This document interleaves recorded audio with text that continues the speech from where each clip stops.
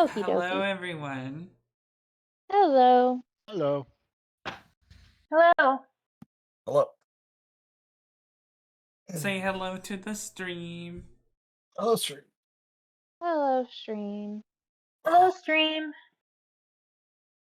I'm drinking from my Dungeons and Dragons gauntlet mug that Brad got me. Nice. Also, thank everyone for presents you gave me. I now have 3 new dice, including one that I will be using for special occasions because it has a 1 that has been replaced by the word fuck because the fact the critical failed. It's metal too, which I was like, ooh, this is nice. Oh man. Oh, by the way, something happened with shipping, Ashley, so I'll get with you later about getting stuff for you, okay? You're fine. I know that, but my wife only tells me that, okay? Thank you. That Hi, must Jeff. be Jeff. What's up? Hey, Jeff. Hey, Jeff.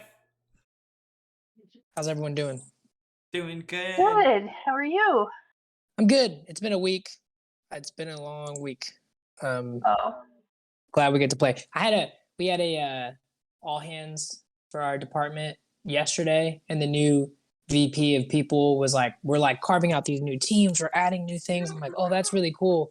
And then they were describing what the teams do, and I was like, "Sounds a lot like what I do." So I was like, Can I get some clarification here, buddy? yeah, I was like, that's a little weird.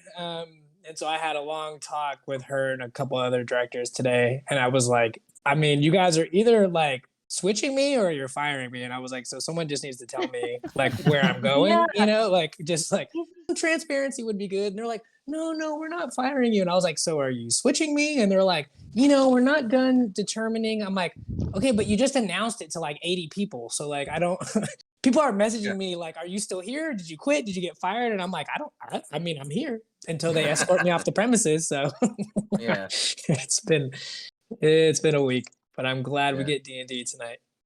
Yes. As crazy as you want to be now. Yeah, I mean, I'll be honest, I was crazy in that meeting too. I was like, the VP was like, oh, this is like one of the I've only talked to you once before. And I was like, yeah, I'm sorry. This meeting's not going to be as pleasant as that last one that we had. This is Lazarus showed up to that meeting. Yeah, for sure. I was like, he said something and I said something super snarky back. And I was like, oh, that wasn't good. Like, listen, I've never met you before, but you're about to buckle the fuckle up about all Dude, this shit. she like hopped on Zoom and she's like, well, before we get in, do you have anything for the agenda? And I was like, I mean, yeah. I have something. Yeah, I was like, I have a lot for the agenda. Do you have anything? She's like, no. I was like, okay, cool. I said, I'll run the show. Let's get into this shit. Like, oh man, startups are fun, man. They're a lot of fun, but they're really complicated. Mm-hmm. In good news, my wife passed her singing, her choir final exam. Nice. Of course she did. And he showed it to us. Angie and Ashley got a chance to see it, and my wife's been singing for a very, very long time, so she's quite good at it. Oh, very cool. That's awesome. Well, are we ready to start the recap and stuff? Well, we're all here. I suppose we might as well. Hell yes. Hell yes. Roll the intro.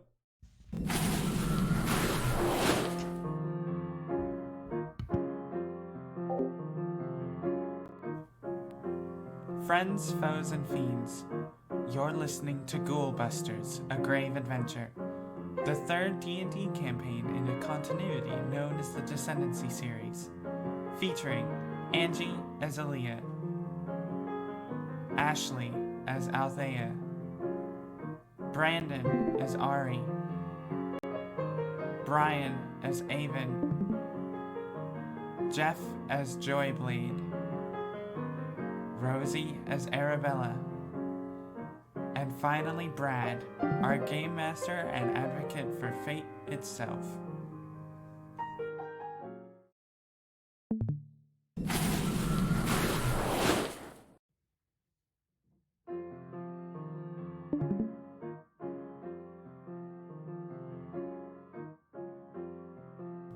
In our premiere episode of Ghoulbusters, we met Althea after she awoke from a strange nightmare in the Stormrun Manor. She met up with Lady Aaliyah before the two of them set out to meet a friend across the great city of Zolbeck. Elsewhere in the city, we find Joyblade dazzling his way through the gates before wandering to a tavern known as the Rampant Roach. We find Ari arriving on a boat, dazzling crowds and stealing the hearts of young women as he finds a notice on a board that points him too in the direction of the Rampant Roach. But not all of our party is found in happy circumstances. We meet Avon and Arabella as they investigate a scene where a corpse was found under especially strange circumstances. After a brisk conversation with the assigned investigator, Avon was escorted from the crime scene, while Arabella seduced a guard in a nearby inn, feeding on him. Althea and Aaliyah arrive at the residence of the friend and quickly discover a murder scene. They look through the carnage, and Aaliyah finds something before they sound the alarm and begin to leave, when they are promptly met by Avon and Arabella, investigating the murder. Avon takes notes on the two of them, and after a brief and rather rude questioning conversation, they part ways, Avon and Arabella investigating the murder scene, while Althea and Aaliyah head to the constabulary to identify the discovered body. Avon and Arabella quickly discover a lead, a kobold named Brick, oft seen around the Rampant Roach, which is where they head next. Aaliyah and Althea make it to the constabulary without incident, but quickly learn that only the victim's father may see the body. Aaliyah changes into the disguise of the father and learns that it is in fact her friend. From there, they head to the Rampant Roach to investigate further. The party converged at the Rampant Roach, Joyblade making fast friends of Ari, and Ari making a quick discovery of Arabella's attractiveness and her vampiric nature, just as she discovered his holy aura. Avon sat in a corner and watched as Lady Aaliyah and her bodyguard Althea arrived. The party learned that Brick was the nephew of Skirthal, the owner of the Rampant Roach. In exchange for free food for life, the party agreed to investigate the supposedly framed Brick and the murder for which he was accused. But not long after, an angry mob appeared outside the tavern, calling out Brick. Althea, accompanied by Avon and Arabella, quickly dispersed the crowd without even having to draw her emerald blade. Aaliyah decides that the best place to hide Brick, now called William, would be Stormrun Manor, and offers him employment as a dishwasher in a pit of vipers, a metaphor that's lost on the poor kobold. The group takes Aaliyah's carriage as they leave the Rampant Roach, and along the way, by means of a telepathic link, Aaliyah reveals to Joyblade her true nature. Now we return to our noble party as they arrive at Stormrun Manor.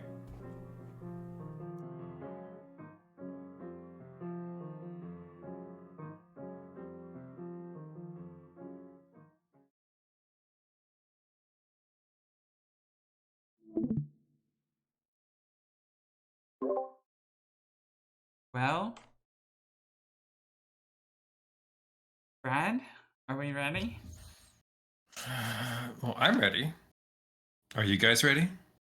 Is Hell Craig ready? yes. Let's go!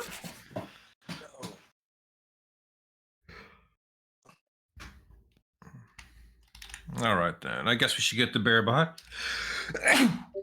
Bless you. Bless you. Now recording.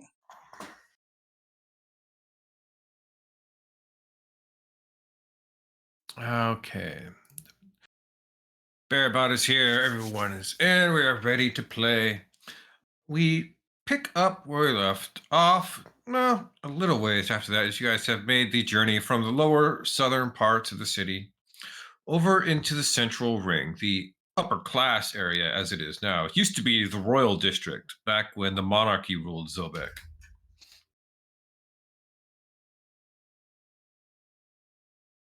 Let's see. I had Avon and Althea riding on the outside of the coach with the driver, right? Yes. Yes. Yes. Yes. Cool. Avon, give me an insight check on Althea.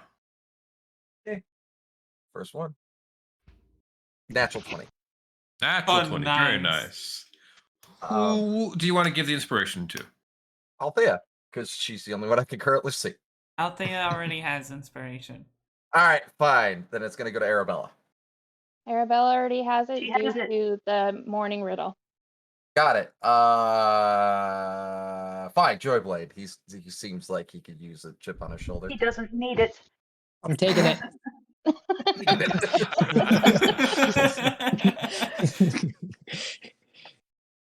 Cool.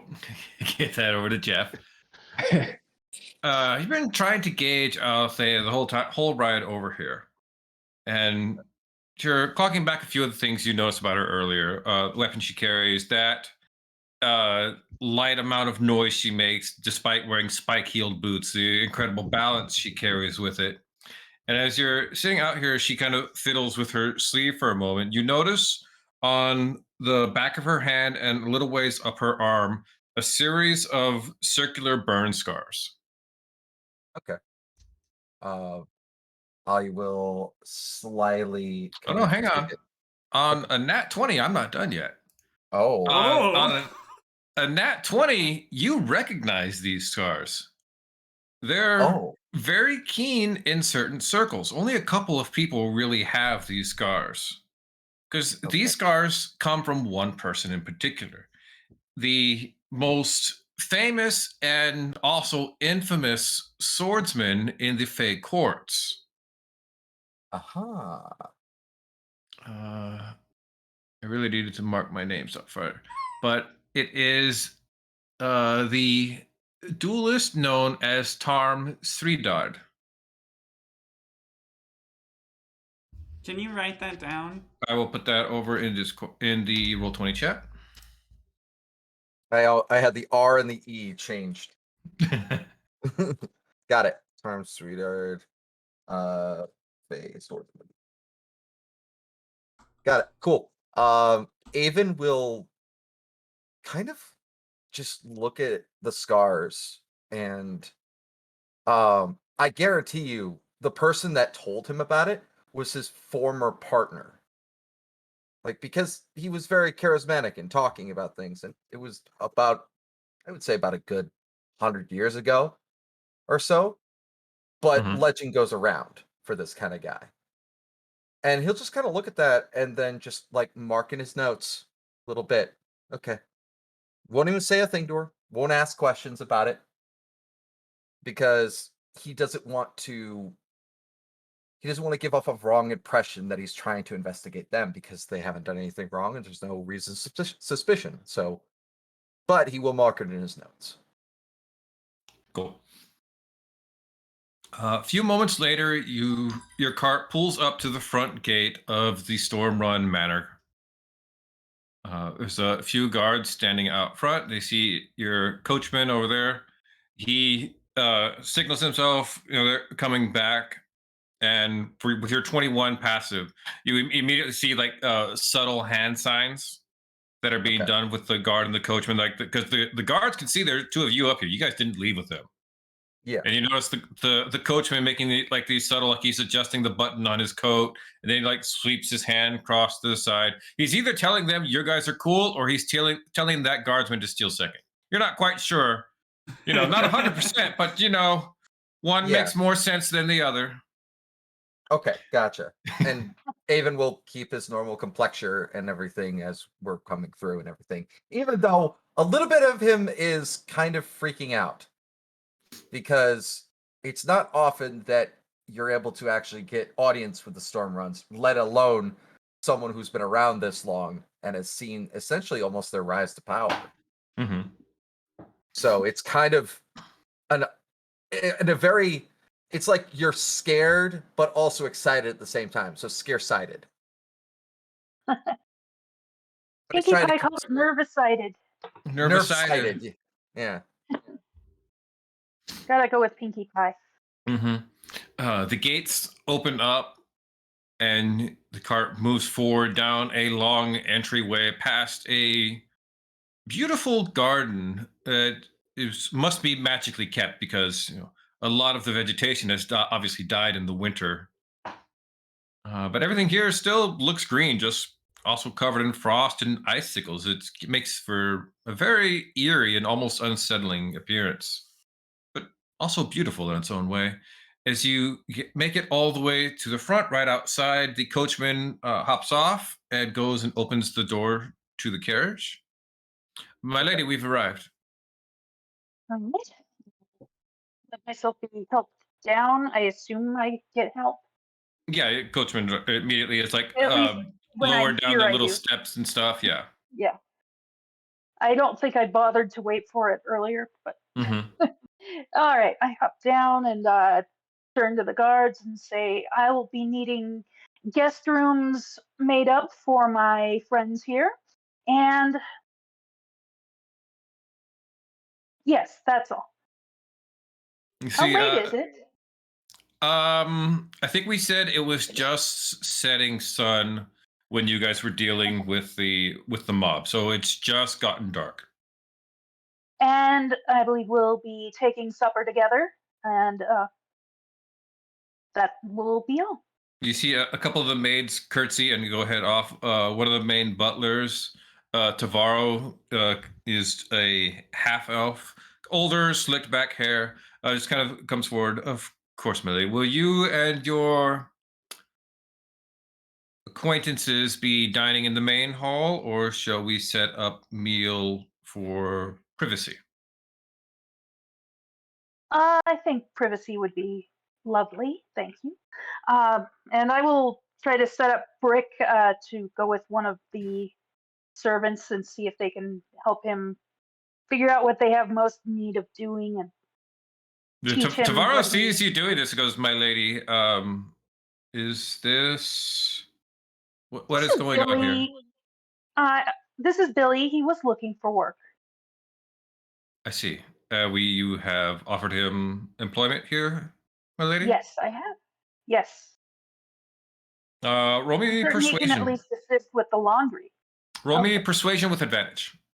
Okay.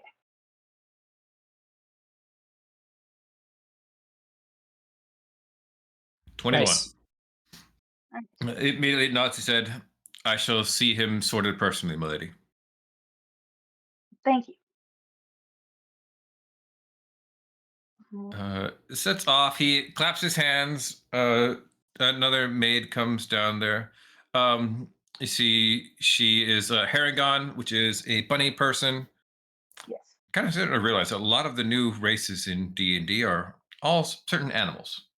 Mm. Maybe because there wasn't enough back in the day. Maybe they're not. Yeah. The We furries see have taken over, damn it. I see this as a net win. Anyway, she comes forward and goes, "My lady, would you like me to escort everyone to the rooms we're setting up? We have the side dining room set up. We will have a table brought in if that's where you would like to have supper." Yes, thank you. Cool. She curtsies again and leads you guys down as you start walking through the halls. Everything in here, the kind of like old mansion style. It's like dark lacquered wood. Everything is just deep in color. Huge, tall paintings of every member of the family here and there. Other things that are just like very artistic and like displayed. It's a lot of a show of wealth as you come walking through here. There's expensive vases and sculptures all over the place. Is Did there Mike a painting understand of that my? we're already inside of Oh, the home? uh, You five of you go walking, or four of you go following Aaliyah in. Arabella, you got to stop at the door. Yeah, that's why I was like, wait, is she already inside? No, yeah, you end up stopping at the door. are you coming? Yes, Oh. of course I am, but I was raised to ask permission before stepping inside the home of those that I visit. So may I be allowed to come in? Yes, of course. Of course. Please come in. With that, Arabella winks to Avon and she walks in. Ava will slightly nod. I was about to do an insight check to like try to glean what she was trying to get across, so that way it wouldn't be like, I'm a vampire. Mm. No, Well, I feel like Aaliyah thought it was a little odd, but oh well. Althea's Arabella, roll me a inside. deception. I think there's going to be a lot of deception rolls tonight. I I mean, think we had a so. lot of Well, them last last time. week too. We're gonna be a while. Oh, why is it? Ooh. 10. Inspiration. All right. It's right. Silvery That is a bars. good- No, I'm just kidding. Yes. no, I I'm don't think kidding. it works that way. No, I don't either. I just want to use Yes. it. Everyone else used it last time. Althea, yeah, she little odd, but maybe she's just intimidated by coming in here. You've seen it happen quite a few times. Oh, yes, she is so intimidated. Mhm. Haven is doing everything he can to stop himself from writing everything he can in his book. Make a mental note. He's making mental notes. That's what he's doing right now. Chris would Althea, have liked him. Yeah. Althea is flanking Aaliyah everywhere she goes. Okay. All right, you guys are escorted up to the second floor, down to a small. Well, to call it small is weird. It's small in comparison to everything else in this house, but it's pretty nice size. Of a what do you call a room? It's like a tea room. It has the full bay windows that cover almost an entire wall, so it catches the rising sun. They have a term for this kind of room. I can't think of what A it is at the moment. study? No, No, not- it's a sunroom, I think. I think that's way of calling it. I think maybe a solar. Oh, Yeah. Is solar the right word? Yeah. Yeah, I think that's it. I think a sunroom is what the normal colloquial term is. Yeah. But anyway, coming in very nice. There's these huge, comfortable couches. One of the main tables in here is already set up. There's a tea set already. You can see steam rising off of some of the cups. Your maid curtsies again. My lady, we will have dinner ready for you in just a moment. Good. Thank you. I nod to her. Mhm. Yeah. Well, everyone, welcome to make yourselves at home. Have some tea. Appreciate that. Thank you, my lady. You're welcome. I'm curious, would you have anything darker? Like coffee? Wine. Yes, I will. I will call for some. Cool. Thank You give out you. a call for some red wine to be brought in. Yeah. And so, Ari, what brings you to Zobek? Sorry, I suddenly forgot where we were. Oh, I was just helping out my father and grandfather with various stuff around town and up in the Elven village, and happened to be out and about and came across a clockwork type person just wandering around aimlessly, and so it turns out he was just lost. So I helped him get back towards civilization and figured I'd stop in at Zobek and see what was happening. I hope you were planning to come and see me. Well, I wasn't sure that you were in Zobek, actually. That's fair enough. Yes.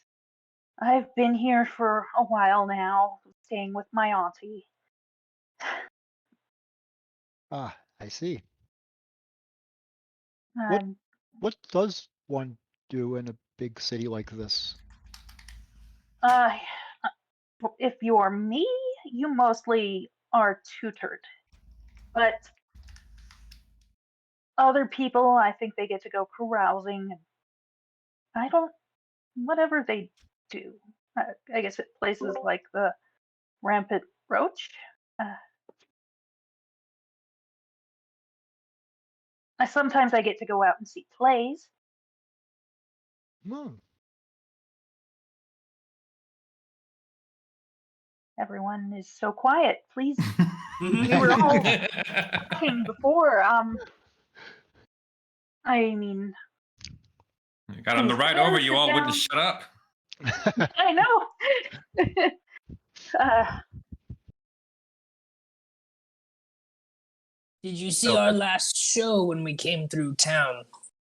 Miss Aaliyah, that the Dagon Dreamland Circus was in Zobek a few weeks ago. Did you have a chance to catch our act at all? I'm afraid I wasn't able to make it out at that time. Mm. I really wish I could have. Probably not as sophisticated as some of the plays and shows you're used to. So the two of you have history, is that right, Ari? You two have known each other for a while, I take it. We studied together a little bit, and back at the temple. Which Was there which temple is that? Sorry, I mean, Aaliyah's gaze flicks over to Joyblade for a second. Which which And then she just smiles at Ari. which temple, Ari, was this? Which temple are you referring to? The Order of the Gilded Eye. Can I do a history check? And Yes. she nods along. can I do And one I- as well? I'm assuming I know what that is. I mean, I've been there. Never mind. I Yeah, studied there. Of you'd course have I know. known. You'd remember it, yeah. Oh yeah, Arabella knows it. Yep, she knows. Why don't Ari, why don't you regale us with this story? Did you woo the lady here? What I mean, I've seen, I mean, from the short time I've known you, women just seem to throw themselves at you, but Miss Aaliyah is very composed. How did you win over her attention or affection? Is it affection, perhaps? I'm Before quite Ari curious as can well. answer, you guys hear footsteps coming down the hall. Loud, purposeful, the kind that sharp heels kind of making it pop, Okay. pop, Mm. pop. Very in rhythmic. So whoever is walking smoothly, gracefully, with purpose. Do I With know these footsteps? I assume I do. oh yeah. Oh boy. With each step, you can kind of see Aaliyah tense a bit as he gets closer and closer to the door. Ari puts a hand on God, start remembering names here. I'm totally blanking on Joyblade's shoulder and to say, well, one doesn't kiss and tell. Oh, why? Steps get closer. Clup, clup. Especially when To just outside of the door, and they stop. And you all feel a sudden cold wind pass over you all. And then the footsteps start again, moving further down the hall, away from the door. Does the cold Okay. air linger? It does not. Aaliyah just kind of frowns at the door as the footsteps walk away. I had thought she might be coming to say hello, but my It would- auntie is quite busy with her own affairs, so should we announce ourselves? It seems a bit rude to be in the home of your family and not Perhaps introduce Doris would ourselves. have announced you already, and if she, I'm certain she already is aware of you, and she has important matters of her own. It would be rude to interrupt her. perhaps Joy a Blade. toast. Sorry. Go ahead, sorry. Perhaps a toast would draw her attention should she want to be here. Was Joyblade about to say something? Oh no, he's smiling at you, like beaming at you as you're talking about your aunt. Okay, because she kind of raises her eyebrows a little, but doesn't ask anything. It's so good to see you again, and I am sorry that Avon, right? I'm so sorry we got off on the wrong foot. You understand I was feeling very distressed at the death of my friend. Of course not. I was only making a statement. Is the fact that I wouldn't want you to go past your station, making any kind of allegations or accusations into what was going on, and thus be put into a report for it. I was trying to save face for you. I didn't want to make sure that your reputation was sullied should any of your information be wrong. And so I apologize for my promptness in my statements. Well, thank you. I hope that we can start with a clean slate then. Problem's already been solved. As he'll kind of point to the blade that I gave to Althea and just go, it looks like she could use two in order to protect you a little bit better. Those are personally made for members of the Warning Guild as a personal defense weapon, as I have one myself. I usually kept two. The other one was from my father. That was very, very generous of you. I had an extra one, And and she could use it much more than I could. Althea, please just make yourself at home. You're among friends here. You're not only my bodyguard, after all, you're my companion. Find it endearing, though. Both of us are on the job. Both of us are protecting and doing everything necessary for our employer. And both of us are always on the alert. So I would not be so imposed to say the fact that she is doing anything wrong, but that she should relax a second in her duties. But stay on the guard, of course. As he'll just look to Althea and just go, Althea is relaxed. She's sipping a glass of wine. Okay. Yeah. You know you can speak freely with me as long as Auntie isn't around. I like that you do. My lady, I am well aware that I may speak as freely as I wish, but sometimes there are no words to say. Um, I am, however, curious to hear of this tale of Ari wooing my lady Aaliyah.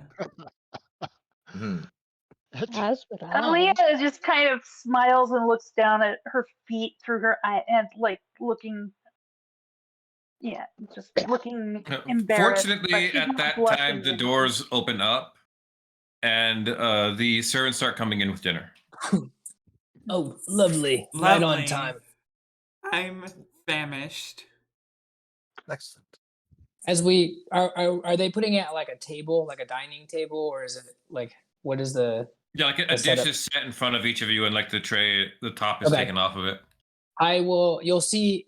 Joyblade kind of pat down his jacket, his pants, look, and he pulls like through his little bag, and he lights a little candle and puts it on the table, and says, "Perhaps to set the mood, it feels a bit tense in here. This is a really interesting crowd. I thought maybe this might ease us, maybe a bit more romantic for those of you that need it." And I will cast Candle's Insight as I light the candle because this is a very deceptive group. So I'm gonna light this candle and like set it in front of me. When I cast it, I'm gonna cast it towards the very obvious person who's been lying and told me all this. And I'm gonna cast it on Aaliyah. But yeah, I'm just gonna light this candle. I thought Yeah, I told you a lot of stuff already. you told me a so. lot, but yeah, I can't tell you why I'm casting it on you, but I'm casting it on you. And I'll light it. I'll light it and I'll put it there and go. It's homemade. It has its own special fragrance, a little bit of pine in there. I hope you enjoy it. And I set it out on the table. Insight check, please. Thank you. Can I? Do I have? Unless I'm trained in missing Arcana, never anything mind. on that, there's no save.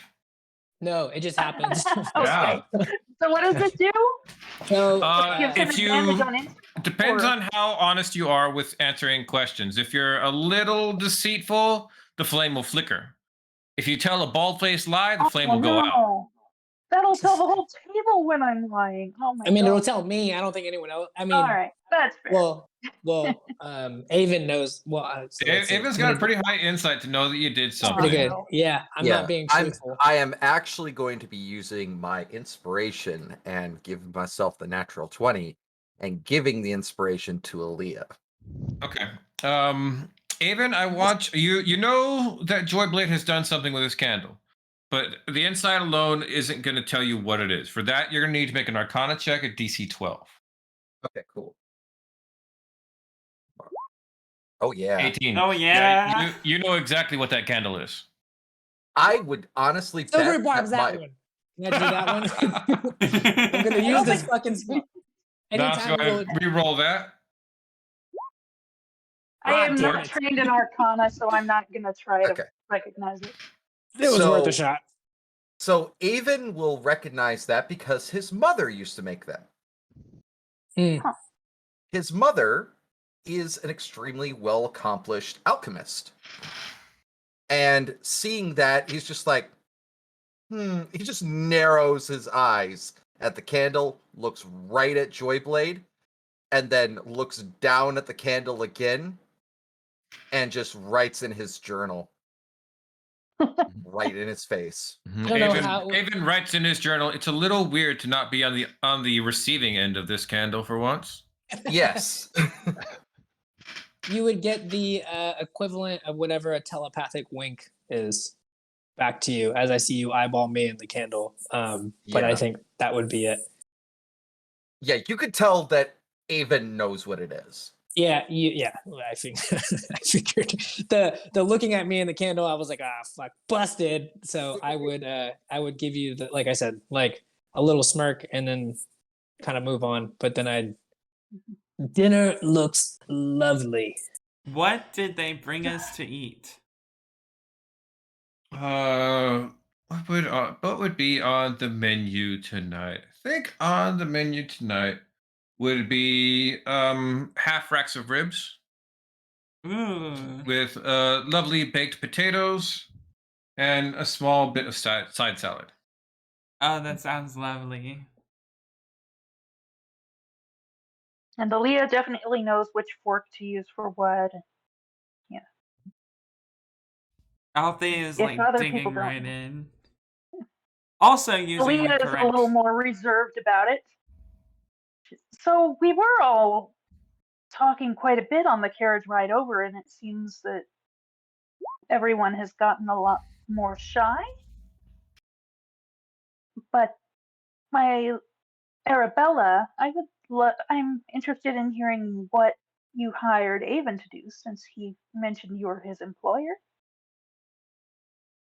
Oh, I hired him to help me solve a mystery. Nothing sounds more exciting. than that. Matter of sounds personal fun. importance. Of course, if it's personal, I wouldn't pry.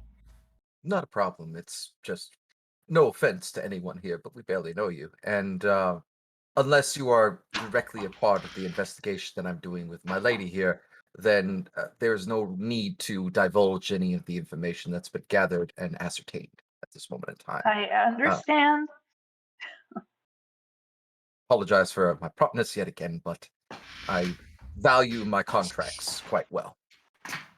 That's good.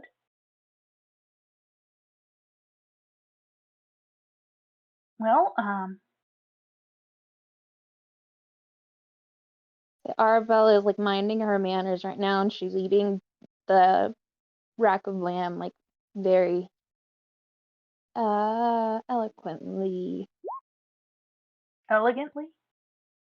I couldn't Yeah. come up with the word I was looking for. Yeah, I think you. Yeah, Daintily. Arabella would probably Daintily. recognize that serving this kind of a meal is a bit of a power play.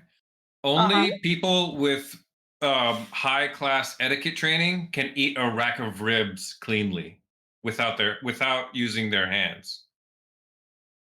And that is So exactly it what is she's doing. quickly evident around the table who's had etiquette training. Oh, well, I'm out. Just to be clear, this is not my fault. You did not see me say what I wanted for dinner, and I've been with you this whole time. I just said to get us supper. That was it. Joyblade would have taken off his very pristine white gloves, assuming he would, like, if it's ribs, I'm probably going to eat Yeah, with my I hands. definitely wouldn't. Take off his gloves, roll his sleeves up a little bit. You'll probably catch, his hands and the lower part of his forearm are heavily tattooed, like very, very heavily tattooed. And he'll say, I don't think I've ever eaten this well, ever. This is very generous of you. Thank you. This is delicious. And then he would just jump in, start eating. Joyblade, roll me a wisdom save DC 12. Cool. 17. You don't show anything outward when you sit here and you look at this plate of food that looks so good it could be art. Whoever made this was the master of their craft. And for a moment, you're looking at this plate, and your entire vision is replaced with the memory of a cold stone table, a small bowl full of what looked kind of like porridge that you had for dinner every night for a long time. Mm-hmm. I think he would like with that flash. There would be unless anyone's paying really close attention, maybe like almost indiscernible, but like a very concrete pause where he just stops, remembers it, and almost like you stopped him cold, and then he like picks back up and keeps going and like continues eating. But there's probably a noticeable pause at some point. Avon will take notice of it. Yeah, Aaliyah has definitely been keeping an eye on you. And Ari. Yeah. Just assume if you're doing anything that, unless you're trying to deceive him, Avon's probably going to take notice of it. That's fair. That's fair. Yeah. 21 passive perception, hard to get shit by him. Yeah. The difference will be whether or not he's going to call you out on it. Mm-hmm. Yeah. Dinner proceeds along pretty smoothly after that. Everyone kind of making small talk, learning a little bit more about each other till the plates are taken away. The staff closes the doors behind you, leaving you here completely by yourselves. And inevitably, the conversation turns to, what do we do next about our dear friend Billy? So we know there are underground tunnels. He mentioned that, right? Yes, he did. Why don't we go check them out? It would make a lot of sense. A lot of thieves and mercenary guilds use the tunnels as a passageway, so that way they can keep under the cover of deception of where their movements are going. It would make sense on that point, and if we can find any information that's dealing with my current investigation, then the correlation is, dare I say it, inevitable. Yeah, Arabella just says, if there's a possibility that it can help us with the investigation, I'm for it, but otherwise, I'm unsure what the point would be. Like, she obviously doesn't care about this situation. Yes, I also don't relish the idea of exploring the tunnels, but the candle flickers. But but if we must. I'll watch the candle flicker and then look at you. And then, is it something we want to do now? Is that what we're planning? Heavens no. We should rest I think first. in the morning. I just assumed sewer spelunking would be more of an evening, nighttime type activity, but I suppose we can do it during the day. I don't see a problem with that. Not only that, but we would not want to hasten any point in like taking out the advice, then the hospitality she's been given us at this moment in time. We wouldn't want to leave too early. That's a valid point. Also, Lady Aaliyah, should we disguise you at all? I wonder if it wouldn't be proper for folks to see a storm run jump into a sewer, I would assume. My lady is more than capable of disguising herself and is capable in combat. I wonder if perhaps we might have some tricks to show each other with our disguise kits. So maybe you can help me out later. It would be my pleasure. And tell me, have you two always been so connected? Have you always been the lady's bodyguard? No. No, she wasn't always here, but she's at this point my dearest friend. The candle continues burning steadily. I just told the truth. For the record, I'm not lying. Like she's my friend, and the candle goes out. Yeah, I was gonna ask. I was like, oh no, that might be bad.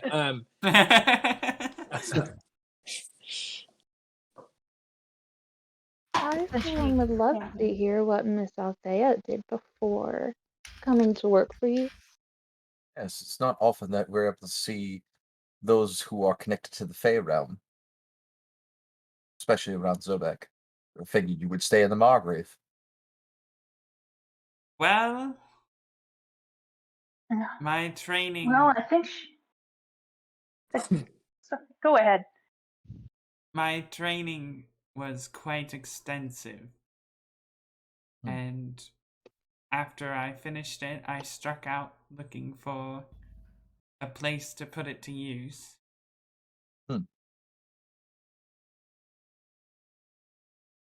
Service to another is always a noble feat. On a What whim. did you train in? What did you train in? Swordsmanship. Ooh. Fencing. I would love to have a mock battle with you sometime. I did actually recommend Miss Arabella that Miss Althea should talk with you about that. So you already jumped the gun on that one. So, Well, perhaps this evening's entertainment shall be a duel. Yes. I look to Arabella, and I kind of mouth, "Don't do anything stupid." She's gonna mouth back, "Don't do anything stupid."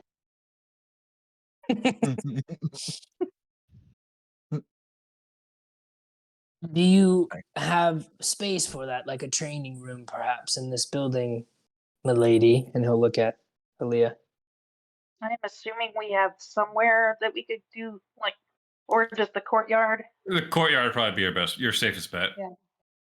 No, The courtyard. unless you wanted to risk them breaking something, every room's got expensive shit in it. I kind of do, but no.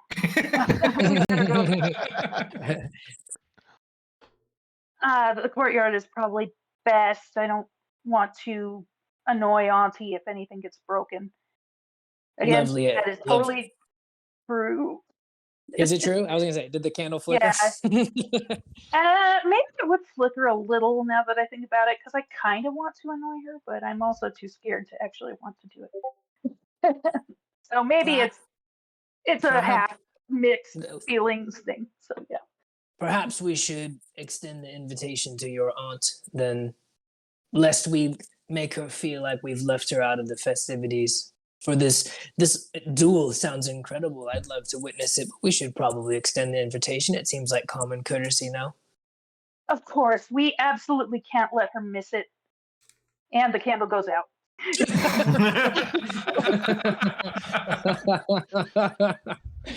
Your auntie sounds like a terrifying person. I would love to meet her.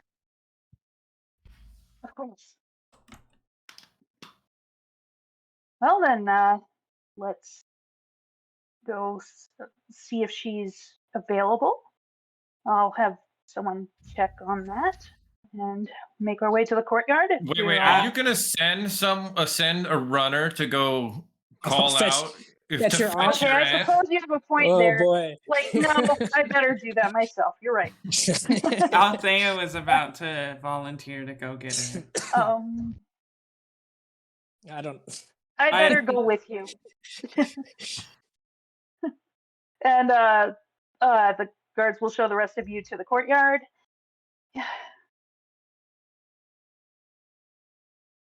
And yeah, so let's go, Althea. Althea follows. And as we go, she whispers excitedly to you, Joyblade can speak in my mind, and he can change his appearance. Oh yeah, I probably should have reiterated that. He doesn't look like his normal crazy self. He cast this guy's self in the carriage before we got there. But yeah. Sorry, I forgot about that. Like, for a split second, like Aaliyah lets you see this absolute glee on her face over this. But then she composes herself as we get to Auntie's chambers. Lenore's chambers. Her name is Lenore. Yes, it is. I've got chills. Althea, Like this is. Ooh, I can't wait. Is this like a equivalent to a throne room? Pretty much, yeah. You don't call it a throne room, but it has all the trappings and feelings of being in a throne room. So, per tradition, Althea enters the room and says, My lady Aaliyah would like to see you. You see the lady Stormrun. Please tell me if there's an etiquette thing I should probably know about, because I have been doing this for a little while. Nothing crazy out of the ordinary. You know to come in with deference to do a little curtsy thing. There's nothing strange or out of the ordinary about it all. You were starting to say, Brad. Lady Stormrun is sitting here. She's not sitting in a throne. She's sitting over here at the high part of the room at a small little reading table, high back chair behind her. She has a lamp a little above her with a book in front of her. You come in, Althea, and announce herself. She sets the book down and just kind of like looks over. She's dressed very nice. She has long black hair that's beautifully braided and stylized behind her. This high-necked gown that has these frilled out shoulder pieces does not look her age one bit. If she does, she carries it beautifully. She just looks over and raises her eyebrow towards you, Aaliyah. She curtsies. I ran into some friends when I was out in the town this afternoon, and we had a lovely supper, and there's going to be a duel in the courtyard. I just wanted to extend the invitation, my lady, if you are not too busy. A duel in the courtyard, you say? Yes. Who exactly will be dueling? My bodyguard is going to be dueling Lady Arabella. Arabella. Who is this lady, you said? Did she give me a last name? I don't believe so. No. Okay. She's clearly a highborn lady, but I don't know a great deal about her specifically. No. A highborn. Not from this city, though. Not that I've seen. No. Well, isn't that interesting? I suppose it would be terribly rude of me not to say hi to visiting nobility. She gracefully stands up and just starts walking forward. All right. Althea leads the way to the courtyard. Okay. Beautifully. Cool. You all arrive out here in the courtyard. None of the other servants or anything are out here. As you see Althea lead in Aaliyah and follow behind her aunt, the Lady Stormrun. She just doesn't come all the way down to the courtyard. She just kind of like stands up on the walkway, kind of point where she's still a bit higher up than you, and just kind of has her hands clasped in front of her, just watching. Althea I would. Oh, go ahead. Althea takes a mark in the courtyard and says, Lady Arabella, when you would care to join me. I was thinking I would introduce everyone to my aunt, but people have not given me the names they want to use right now. Like, I was gonna No, tell her you I know ran into Avens. Ari, my old study partner, but he said, "Don't tell her it's me." So, and he didn't tell me who to say he is. And I don't know if I should introduce Joyblade as Joyblade. So Yeah, that's gonna go over like, well, ain't it? Leah is actually kind of lost and a little relieved that Lady Lenore has not asked. Okay, so Arabella and Althea, as you stand off for this duel, how many points to win? What's the rule? Isn't it 10? I don't Say think you want to go to three. 10. No, I'd say no. 3. Yeah, I was Yeah. thinking 3 Three as seems well. a good number. First to 3 points. Okay, here's how duels work. You will act on the same initiative point, meaning both of you will make your attack actions at the same time. You have to get whoever gets higher must beat the other's roll by at least 5 to score a hit. Okay. Okay. And then, of course, in the same intervening time, you can activate your reactions or any other bonus actions. If one of you gets an extra thing from the bonus attack, the other person doesn't have something they can attack with, well, you just get a free shot. Okay. But I don't think we're up to that point yet. I'm just kind of getting that out of the way. So whenever the two of you are ready, you may go ahead and take a swing at each other. Are we doing an initiative thing or? No, you are acting the same initiative. So you Okay. simultaneously swing at each other. All right. All right, well, let's do this. Can I yell out inspiration while they're doing it? Would that do anything? Absolutely. Okay, let's see how this first one goes. Oof. No hit there. Althea's got a 9. Arabella's got an 11. You parry off each other. Ashley, let me fix your sheet real fast. Thank you. I thought I had gotten all of those before. Apparently, I missed one. Where are we at? There we are. Auto roll damage. Okay, you may continue now. Okey-dokey. Joyblade will yell out to Lady Arabella, try to use the pointy end of the sword, and then we'll give you inspiration on your next attack. She's gonna glare at you. With a 15, Arabella scores first strike. And just like you clash and pass over, and she just swipes secondly and catches you on the shoulder. Just enough to cut your sleeve. Okay.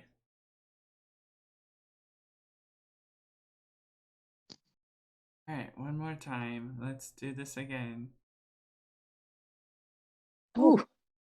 Ooh. Okay. I'm not gonna do anything that could possibly kill her. So let's stick with the swords.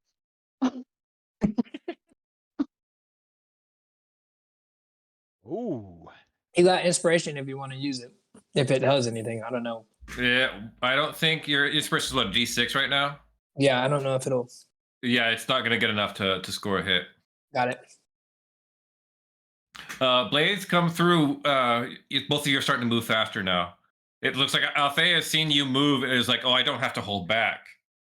And it comes incredibly close to you, Arabella, as you manage to counter parry and separate, and you see like a strand of your hair that was cut off flow between the two of you. Oh no. You're gonna see her eyes kind of light up a little bit. Oh, we're just gonna keep going. I This is believe getting in you, fun. Althea. You've Haven got to will run the be- ropes, Althea. And then I'm going to give you inspiration too. Haven will just be crossing his arms, just like watching.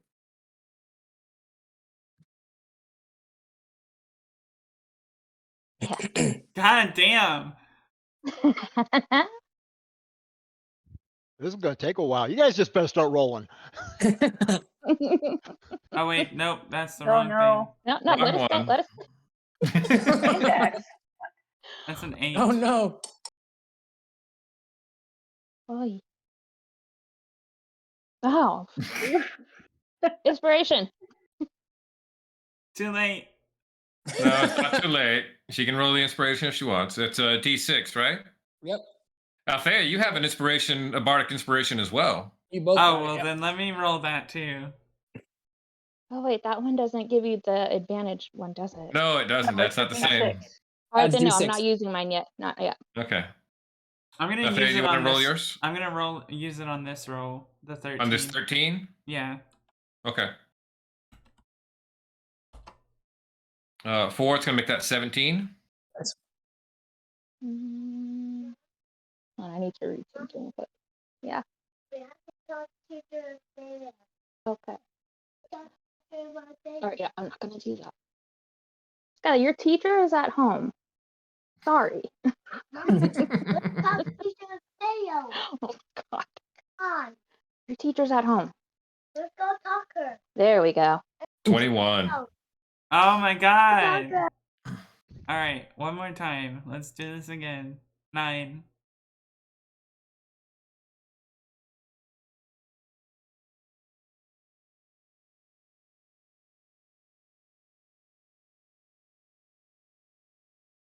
Yeah. Arabella wins. 19. The crazy thing here is I'm looking at your guys' rolls, and Althea rolls at +6. Arabella rolls at +3. And is kicking my ass. Hey, Yay. she is mad. She's very proficient with her swords. Yeah, they've been moving faster and faster across the grass over here, swaying back and forth. Flickers of the swords back in the light, just flashes of things until they separate. And Althea just kind of looks at her, and Arabella points down to Althea's hip, where she sees her side of her armor has a scratch on it. Oh my god. All right. Inspiration time.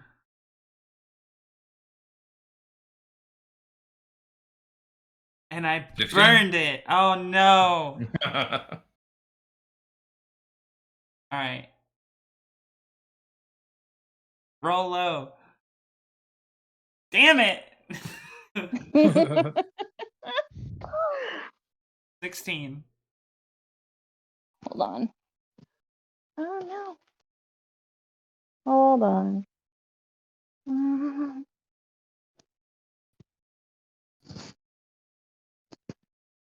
There's your 13. low roll. 23. Nice.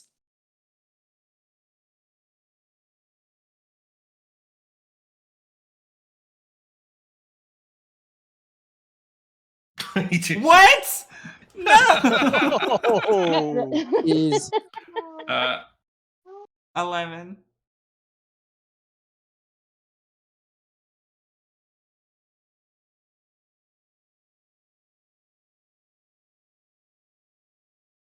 Oh my god. No. No. I didn't even Yes. land a single hit. No.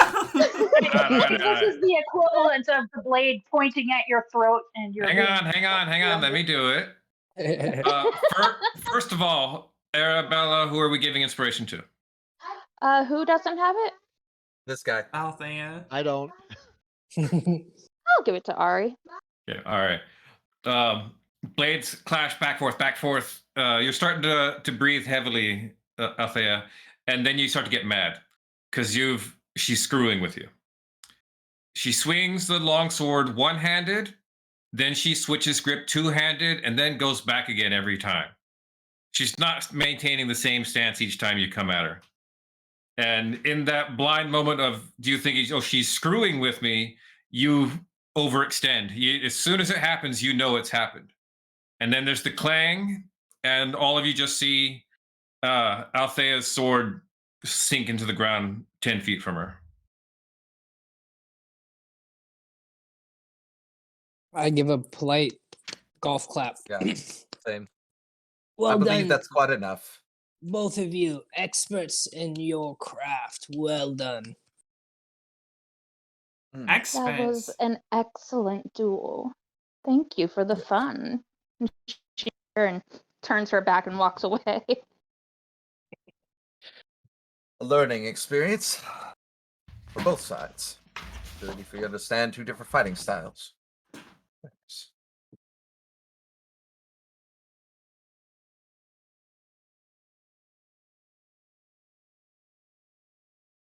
So Althea? is Lady Stormrun still out Mhm. here watching? Okay. Althea has gone to retrieve her sword and is kind of in shock. She knows she's mad, but she also knows that the polite thing would be to not show it right now.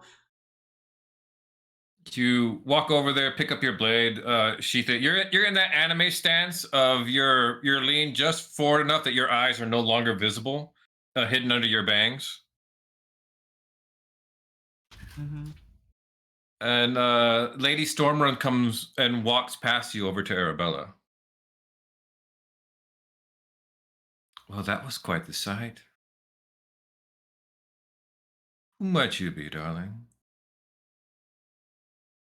Oh, my name is Arabella Eleanor. Oh, I see. And who taught you to fight like that? My father did, Hmm. and some help. Mommy. So I see. So I see. We were most distressed to hear of his passing, my dear. And she turns around and starts walking away. Uh, she's going to call her my lady. She stops. You, how do you know who my father is? A lady never How do you reveals know her who I secrets. am? She's gonna use command. She's going to say speak. Oh no, no. Oh no. Oh boy. If All no right. I one like thought that her she so was gonna much. use it against that. I mean, I don't know. I expected Can you to do you like something. That was not intercept a it. spell? You cannot. Yeah, Can and I what? Intercept all right. it. Oh. Is it a possibility that I could try to intervene, seeing how this is all playing out and hearing what she said? I tell you what, explain to me how you're going to try to stop this, and I will tell you if that will work or not. Um, I will do my. I would be listening into what would be saying because I can read lips, and even if I'm far away, I know what's being said. And then as soon as she says, Oh, "We're Lady sorry Stormer for your," wasn't quiet about any of this. okay, well then, yeah. Um, I will be doing my best, and I will cunning action, and kind of like sweep behind Arabella, and like uh put my hand on her hand that is on for her sword, and will essentially just kind of like give her the eye of like, don't do this here. We still don't know what the hell is going on. The last thing we need to do is ruin what we're trying to go ahead and solve. Don't step on any toes. And just that look. The command only Um, has a verbal component. I don't know if there's a real way to know it's to about stop to it when it attack. comes out, no, there's not. You hit the command spell on her. You feel her let it go through.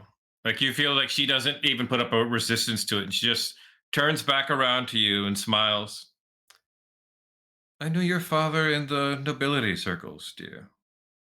As for how I knew who you are, you have your mother's eyes. She turns back around and leaves. For once, Arabella is kind of in shock. The part about having her mom's eyes is the part that threw her off. So that I think she would try to just retreat and go to the room that she has been given. Joyblade will yell out to Lady Stormrun as she leaves. It was a pleasure, my lady. Of course it was. Wow, she's just I love full her. of herself. I love her. Jesus. I have been terrified here for a long time, I think.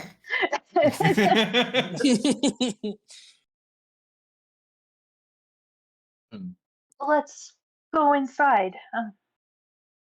I will. Why don't Try we to- all retire to our rooms for the evening?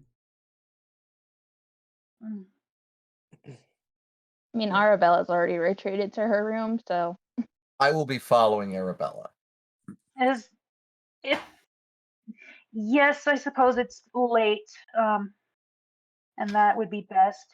She tries to, as subtly as possible, cast a sidelong glance over at to catch Joyblade's eye here, and I'm trying to figure out what I would roll to try to convey something without drawing attention, or drawing like, would it be like sleight of hand except it's my eyes? I don't know. Yeah, we can do that. You can do a deception or sleight of hand. Oh, okay, so deception is better. I don't know if I caught his attention or if it just was obvious to everybody. With that kind of roll. Joyblade, what is your passive perception? 14. 14. You did not. 14. Well, 14. 14's higher than my deception. 14 is higher than your deception, but I think I'm gonna have to rule it the other way around for you to try to get his attention. Yeah, I'd probably be watching your aunt leave. Like Yeah, that's so where you my don't, attention you would don't catch Joyblade's attention. All right. Clarifying, did we all get individual rooms? I can't remember if we said that or what the I- layout was. Ask them to make up rooms for you, so I'm assuming so.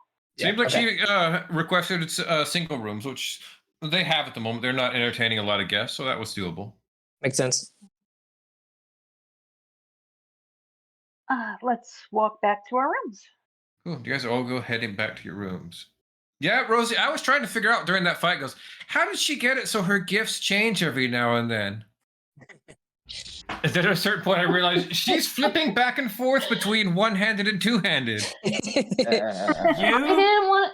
I could have used like other attacks, but I was like, you know what? I'm gonna stick to this strictly being a duel. I'm not gonna cheat it. I'm still gonna make it interesting. So that's that's why I did.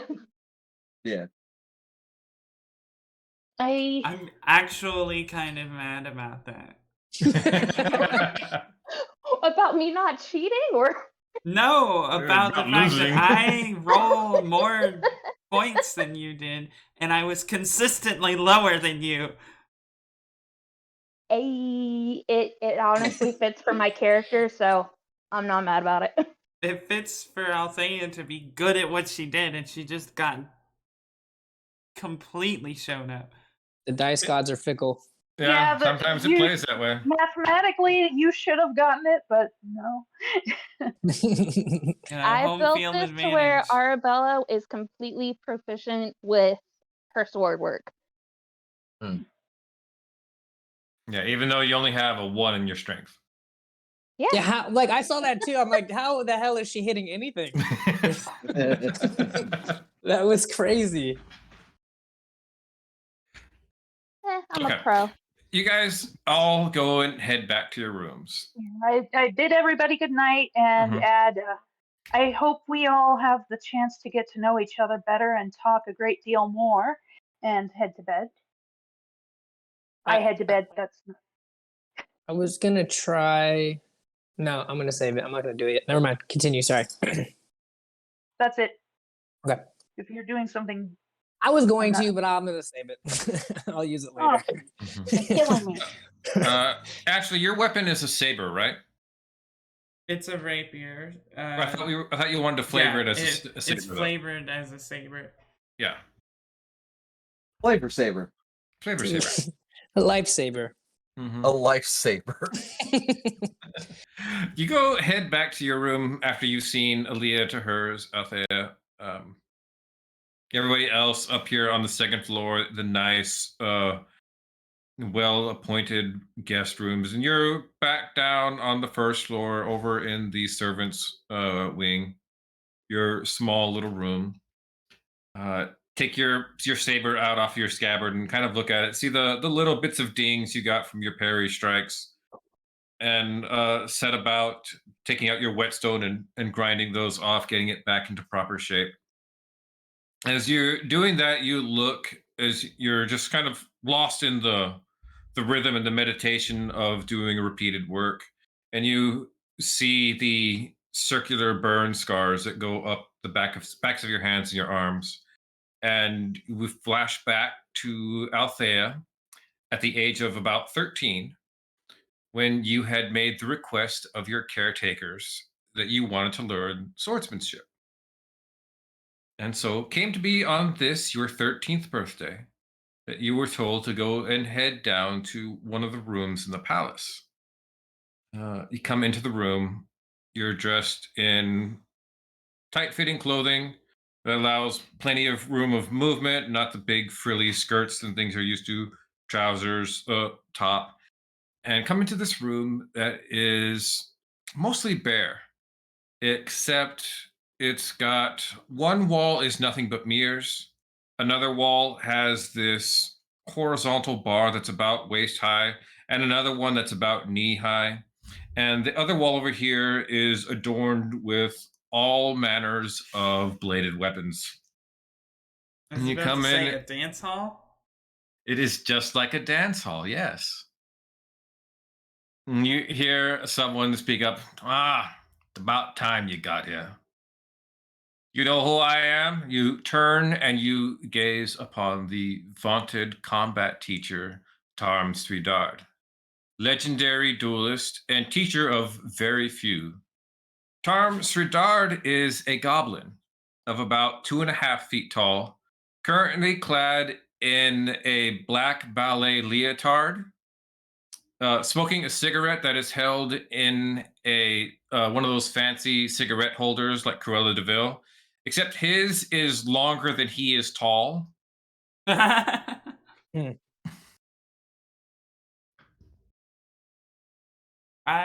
do not. You see, he takes a puff of his cigarette and just kind of glows out a little bit. For this day forward, I'm your instructor. You will do as I say, when I say, and I do not accept backtalk. Do you understand? But what about? What about what? Yes, sir. Let's see what I'm working with. Go over there, go pick out whatever weapon you're fighting with. She goes over and picks up a fencing saber. Mm-hmm. The gesture to you. All right. Come hit me with it. But you're not armed. He rolls at a +8. And lightly jabs at you 12 and tries to stab you with his cigarette and the cigarette holder. What? Now everybody knows why you got circular burn scars all up and down your arms. He's essentially fencing at you with a garroise.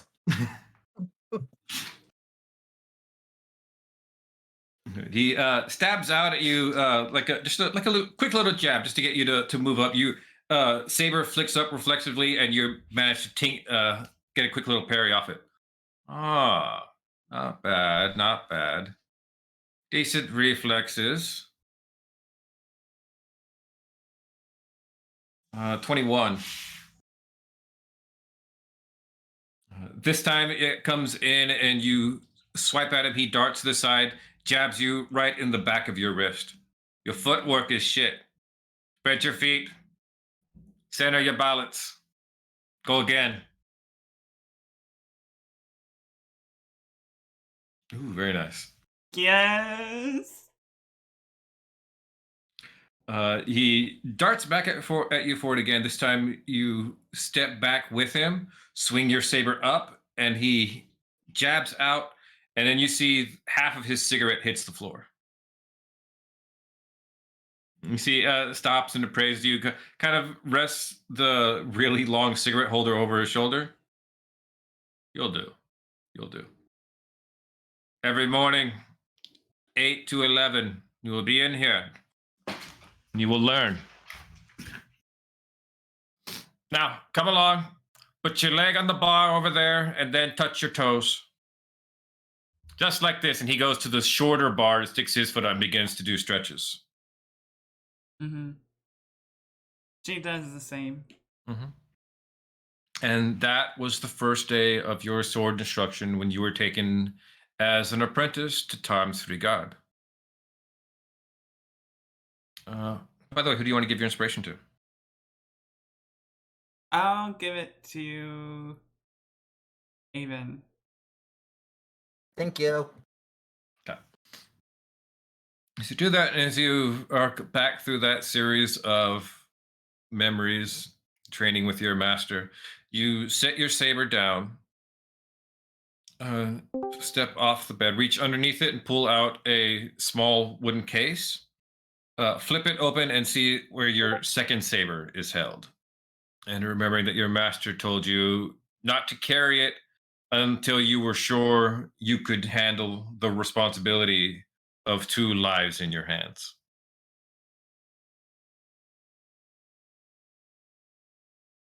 She looks over it very carefully, picks it up and puts it in a sheath. It says, tomorrow.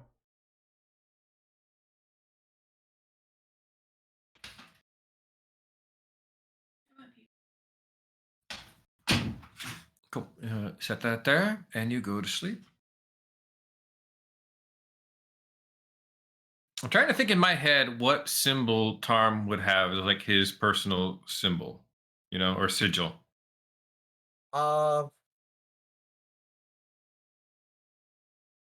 Peacock. A peacock? peacock? Yeah, peacock. I don't know about that. Peacock. Okay. Maybe flamingo. I like the flamingo. Yeah, there we go. Yes, there we go. Something garish, but Yeah, something garish but also graceful in its way. Both of your sabers, right next to the hilt on the blade, is a small little peacock sigil that marks you. Flamingo? Flamingo, yes. See, got me stuck already. Little flamingo sigil that marks you as an apprentice or a former student of Tarmstrad. Which Avon probably would have seen had you ever drawn your blade in that fight yesterday. She never got that far. Nope. And he commented on that, where it's just like the worth of a bodyguard is bathed in the understanding of whether or not to stay your blade and still protect. Okay. With that said, you guys wake up the next morning, well refreshed. Go ahead. What? I did have a little thing to talk with Arabella about. Okay. Just a little blurb. Yeah, go for it. Avon will go to her room, kind of knock on the door, just like, no. What do you want right now? May I come in?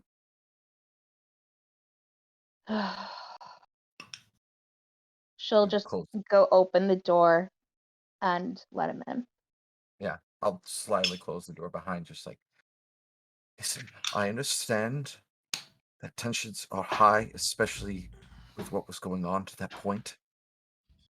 But the best thing we can do in those kinds of situations is let things play out until we are able to get solid evidence. I feel like she's kind of had her back to you this whole time, but after you say that, she's gonna turn around and you're gonna see her eyes her eyes are gonna glow yellow and she's gonna go, "You're telling me that when someone mentions my father, I'm supposed to stay silent?" Yes, until we have positive identification. We are still investigating everything that's been going on, and we are in the house of an extremely powerful and well documented person that has no documentation at all. So the last She thing we need to do knows is who he ruffle feathers. is. Yes, and so did I. I'm 140 years old. It's not very uncommon knowledge. But the difference being is the fact that there is nothing for us to go about. So in situations like that, staying our blade and observing the target before we get into position is better than driving through a stake into the heart of whatever problem this is. By knowing my father, she already knew who I was. She wanted to drive a stake through me. She could have then. She seems Yes, very powerful, although yes, I'm sure I could beat her too. But yes. when she mentioned my mother, that is when a line was crossed. She Un- has information. One does not fight in a dragon's cave, in his lair. One lures them out into the open. We will Where's the take fun this in that? information because that way they are exposed, an inability to have them be able to use whatever they have that's comfortable around them. We will take this information that we currently have and I will add it to the report. All right? That is what will happen. That is the course of action that will be into this point. I told you I'm going to do whatever I can to keep you safe, but I can't save you if you're going to go ahead and try to get yourself hurt or possibly even killed. This is her home.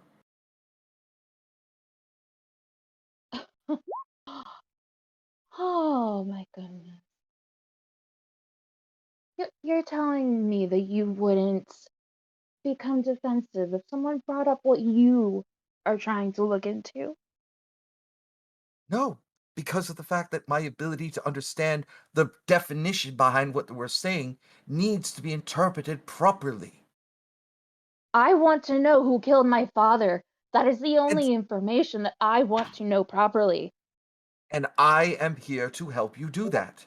We now know information that Lady Stormrun knew your father and your mother at that point. The problem relies into the fact that if we do anything untowards currently, it's going to cause us more undue stress and problems.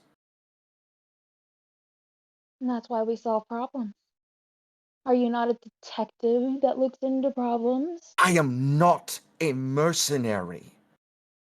I am a detective. I'm an investigator. I solve problems by finding out the root of them. But I can only do so much in the house of the plants that they were built upon. Look, I'm not going to try to do anything hasty, such You as tried kill already. her. No, I just wanted the information. That is all. That she's gonna like pull out a pouch that she has, and you can see she pulls out like vials of what is very obviously blood, and she's gonna chug a couple down and just shake her head and take a Wait, deep breath and why didn't you tell me you had go. these? I'm a vampire. Do you not think that I wouldn't carry something on reserve? You do understand that I have training in alchemy, right? And And forensics is a part of investigation. Maybe we should start leaning into both of those moving forward. okay, Dad. With that, she's just gonna sit down, cross her legs, and kind of prop her head up on her arm. Go. Do you have anything else? Do you need to criticize my choices any further? I'm not criticizing your choices. I'm telling you exactly what you signed up for in the contract. That is it. No harm was brought, no harm, no foul. For now. But I also wanted to see how you were doing as well, because you thoroughly thrashed her, and I did enjoy seeing that. Oh, it was so much fun. I was thoroughly enjoying the time until Lady Stormrun, but I am calming down now. I think I just need a night now of rest, if you don't mind. Of course not. I just wanted to get in here to tell you the laid plans that we have to be able to figure out this problem. And now, since we have extra information, we can add that to the investigation now. Yes. Was there any further information though that I needed to know?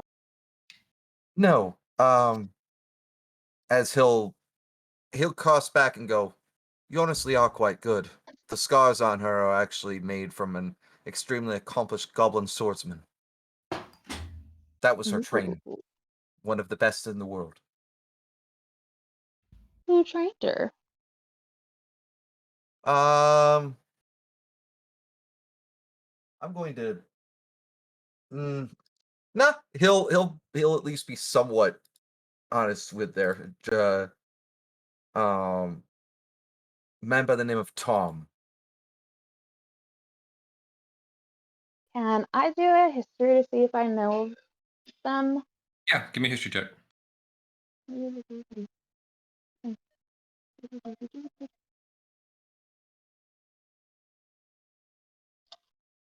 Nope. Okay. No. Not a vampire. You burned all of your good rolls. I did.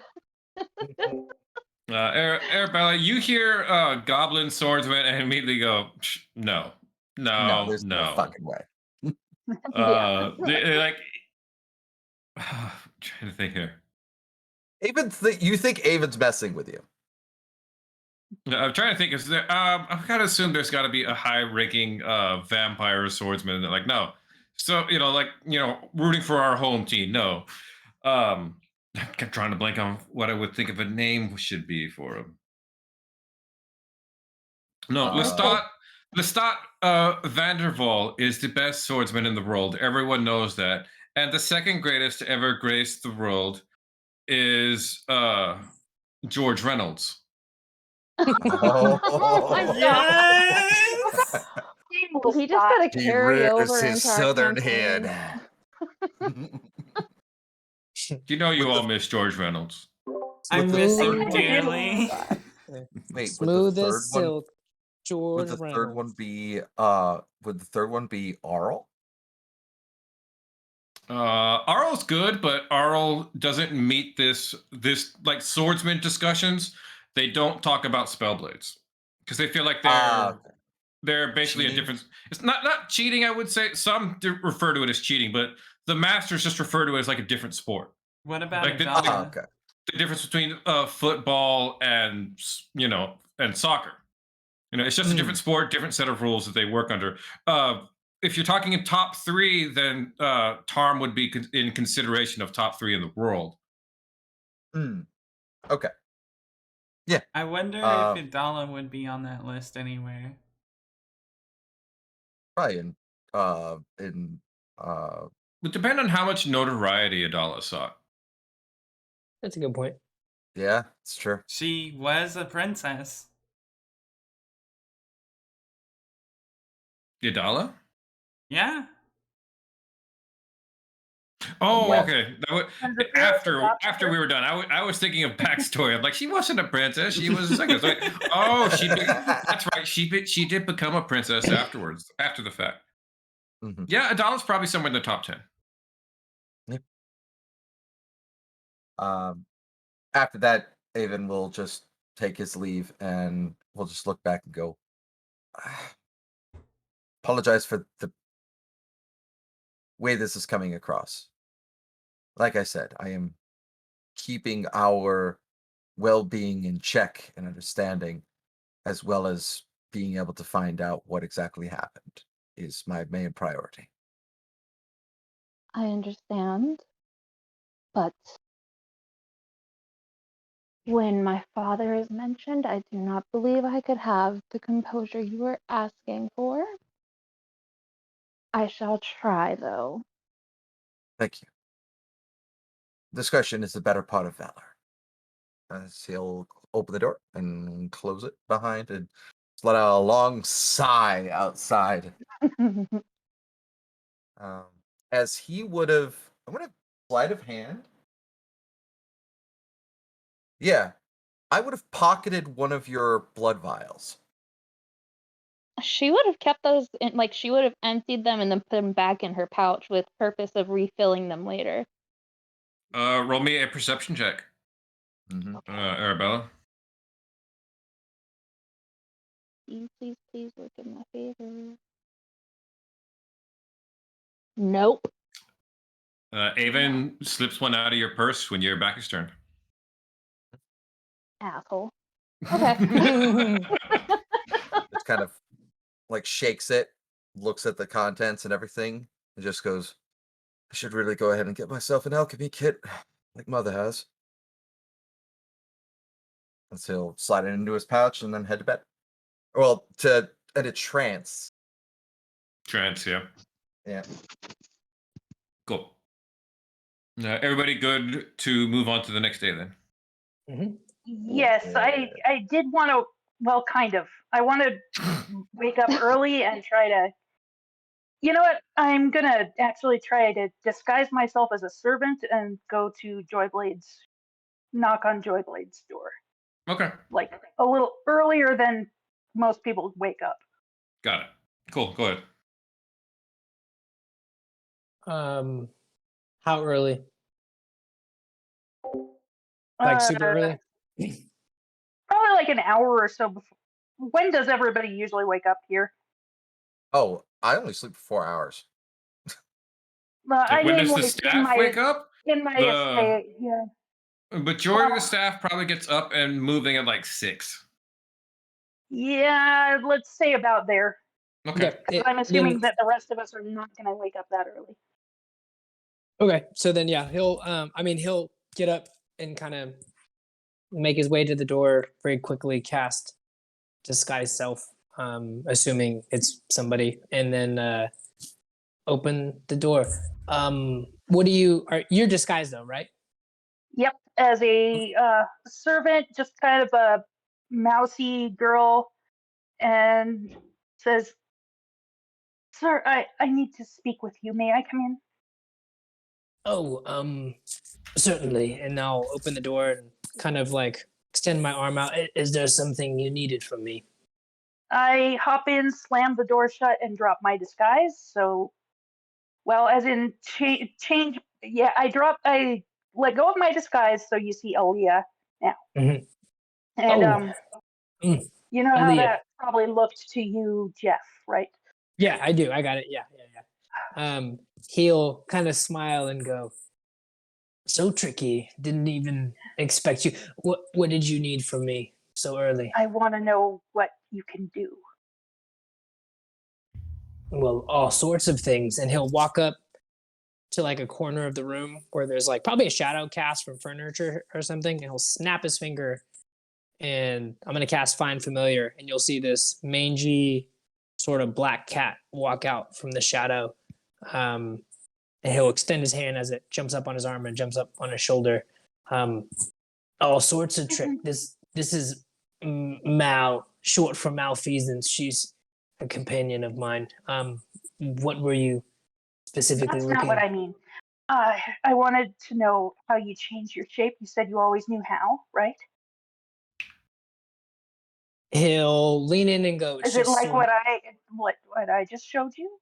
Yours like is a bit different. Like you are seems you'll fundamentally change. Mine is more of a bit of magical skill. I'm not sure. Are you using magic for what you are doing? It doesn't seem like it, from what I can tell. Well, I guess they are technically magic, so. The ability you're referring to is not categorized as magic; it's categorized as innate. Okay, it's something every one of my people can do.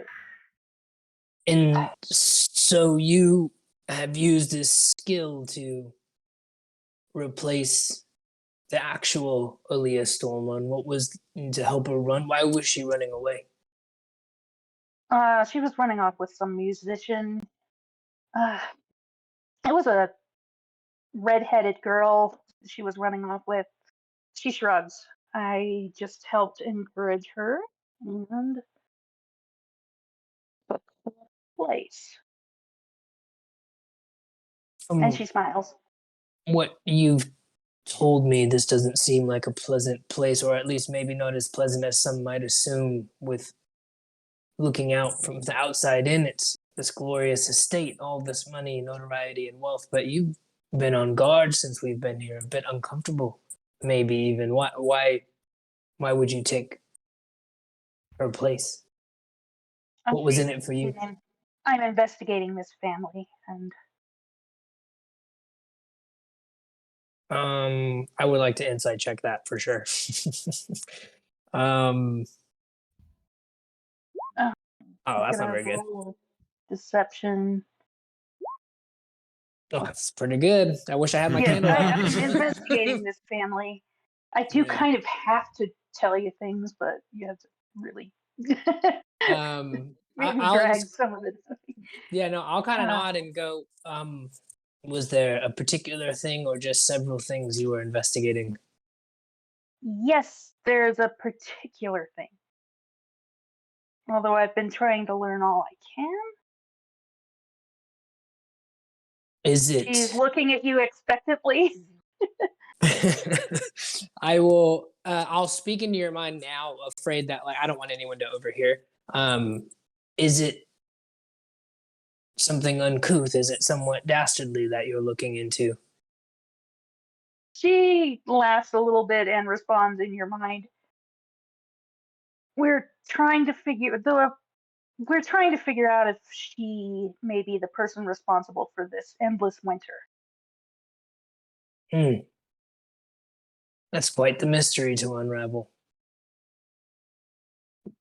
What makes you think she would be the one? How, or not that just that she would be the one, but do you have a working theory on how she would be doing it? What? I don't know that I have figured out very much.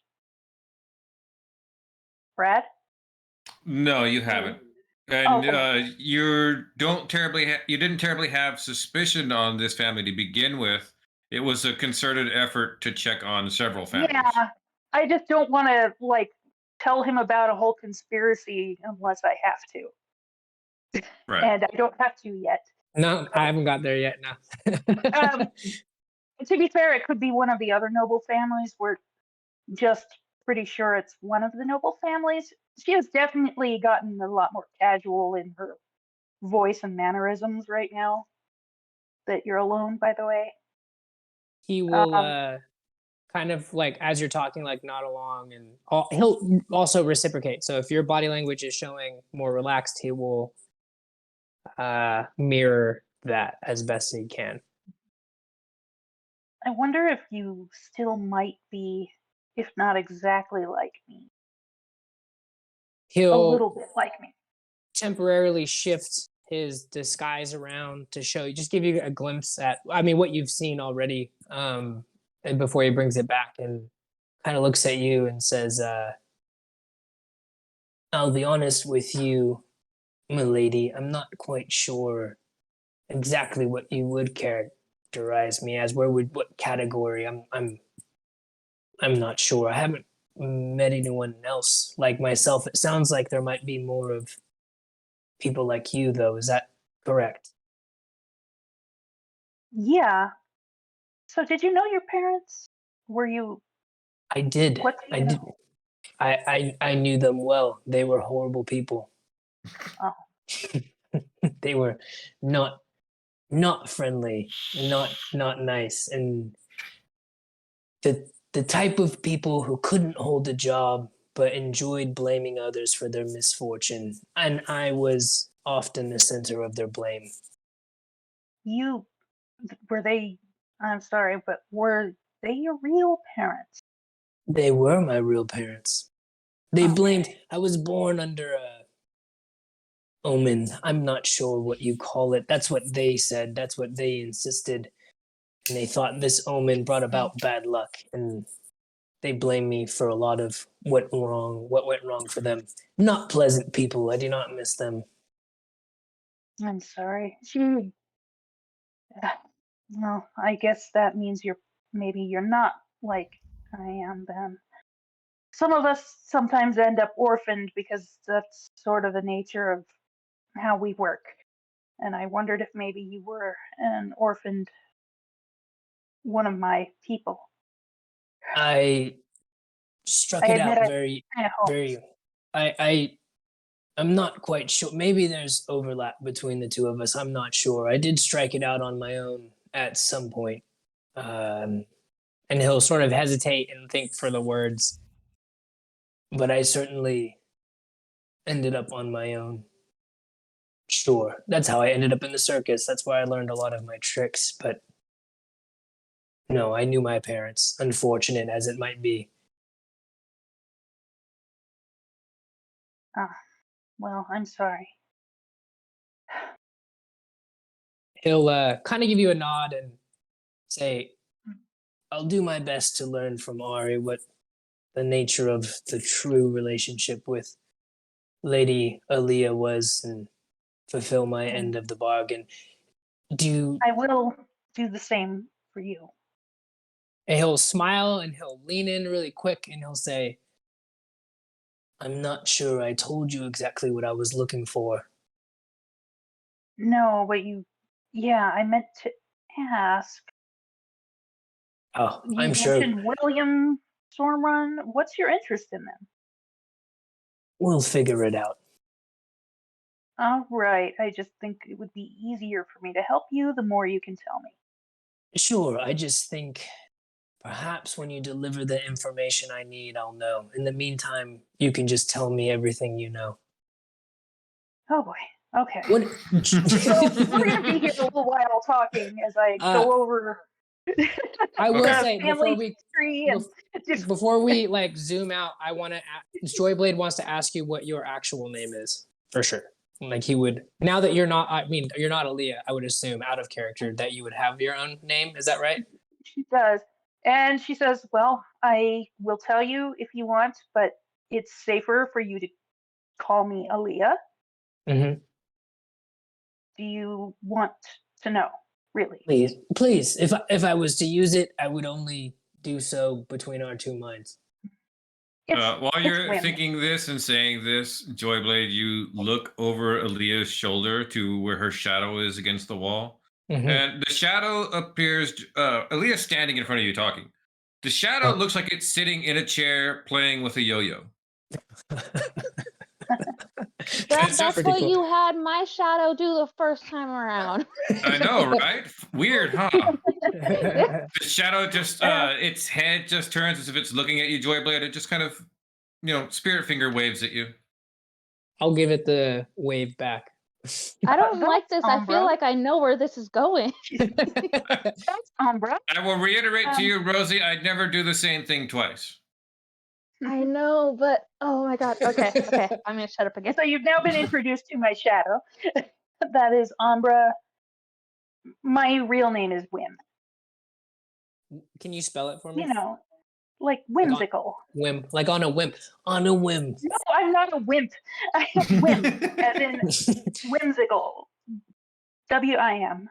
What an appropriate name. And that will be the last thing he asks you. That's not how you spell whim. And so she tells him all this about the storm runs that she has learned. Yeah. And I assume we'll all gather when it's a reasonable hour. Yeah, let's hop over and check on another thing. Ari, you were asked last night by no less than 4 serving girls if you needed a sponge bath. Oh my god. I was clearly making eyes at this guy. Jeez, servants. They're I not shy politely at all. decline every single one of them. Yeah, there's a full betting pool going on with the serving girls now. Some of the guys too. Some of the guys do. Some of the guys like, we know why you can't do this. Don't worry. Watch the master.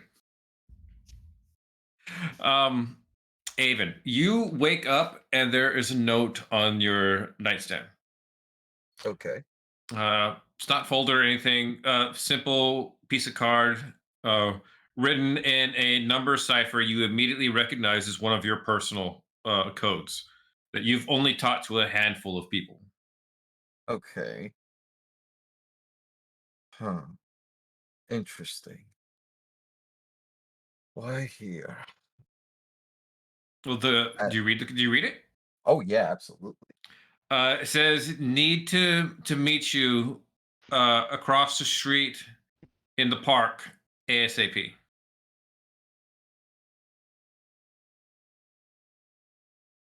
Got it. I will.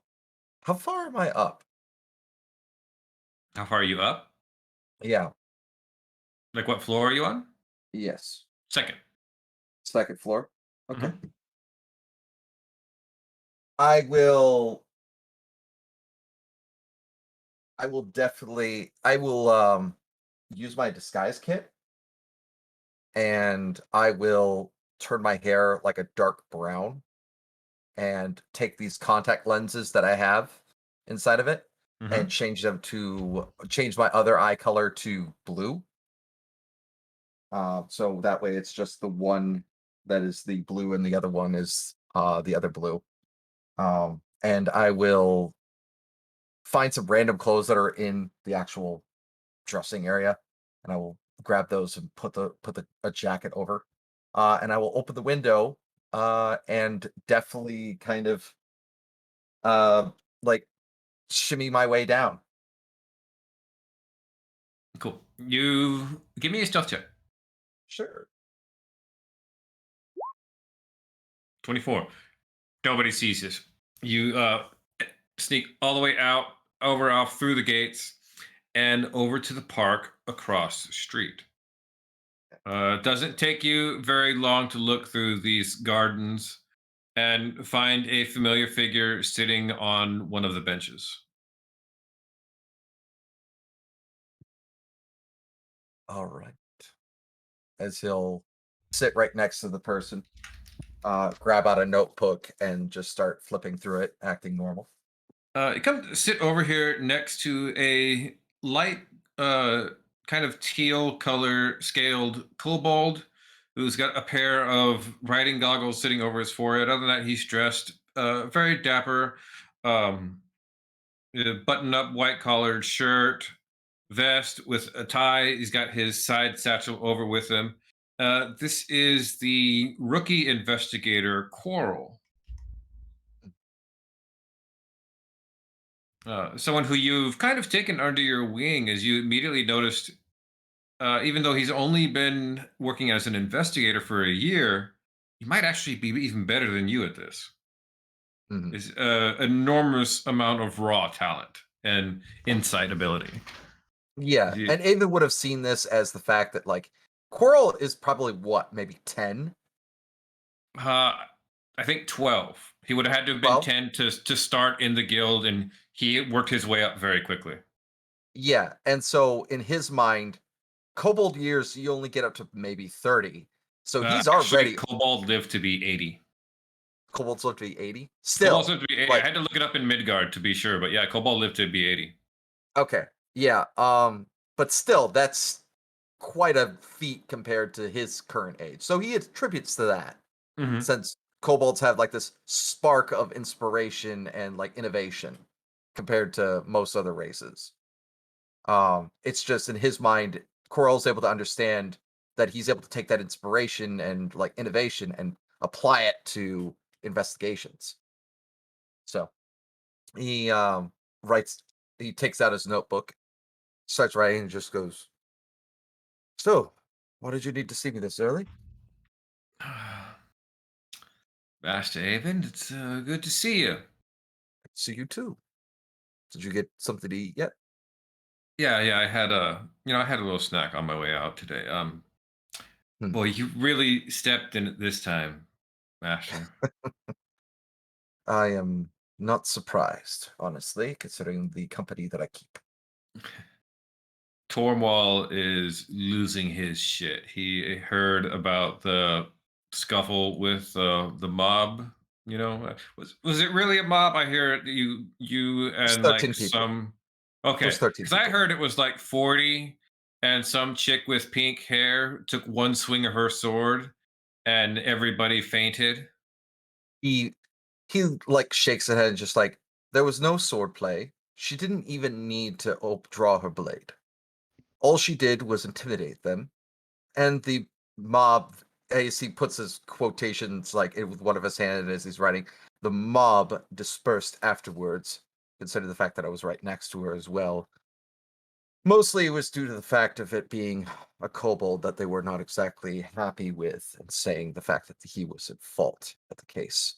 However, Yeah. we now have him currently working for the Stormrun family. Oh, I wish you didn't tell me that. Ah, okay.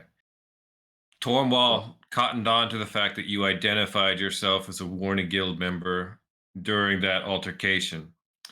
And the fact that when the investigators showed up to collect Brick for questioning, he wasn't there. So, yeah, well, apparently, a broken clock is right twice a day because Tormwall's telling everyone that you squirreled away his witness, interfering in his case. there was no witnesses into that case. We had already gained the information necessary, and I have it right here. Unfortunately, he is currently in what I would consider as witness protection at this moment in time. Okay. And what do you got on that case exactly? Unfortunately, not a whole lot. This is troubling. But as he will flip open his notes to Lady Stormrun and anything that he was able to write down, as he's talking, he's writing down everything that he found, that he Mm-hmm. saw in the Stormrun Manor, including what Lady Stormrun looks like, her mannerisms, the way that the house looks, and everything like that. Any of the servants and everything, and we'll send a little bit over to Quarrel and just go. This is what I was able to ascertain at this moment in time. He looks at that and goes, yeah, that's cute, Master. And he opens up his side satchel and produces a file and hands it to you. Oh, well, you have been able to get a little bit more information. You open it up and it's everything about this murder. Really? You See, immediately look at this and go, "Oh, this isn't Tormwall's file. No way.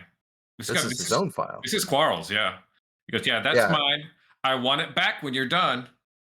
of course. I would never steal away any secrets or any information that would be untowards. Yeah, no, you're just gonna walk in front of Tormwall in his crime scene and start telling him everything's wrong.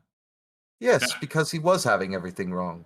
Oh yeah, well I didn't do it that way. I waited till he was done, went back to the crime scene, did my own stuff, and apparently I got a lot further than you did. Well, You start true. flipping through this, and you notice there's notes of a cloaked figure that was seen around various establishments in the city that link to a lot of the other disappearances. Boot tracks that match the where the body was dropped off, and some of the streets right around the victim's apartment. Hmm, interesting.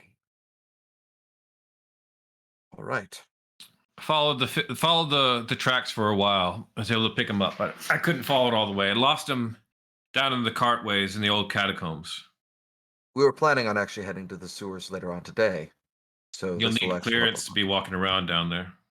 And I'm not True. talking clearance with the guild. I mean, you got to go talk to the king.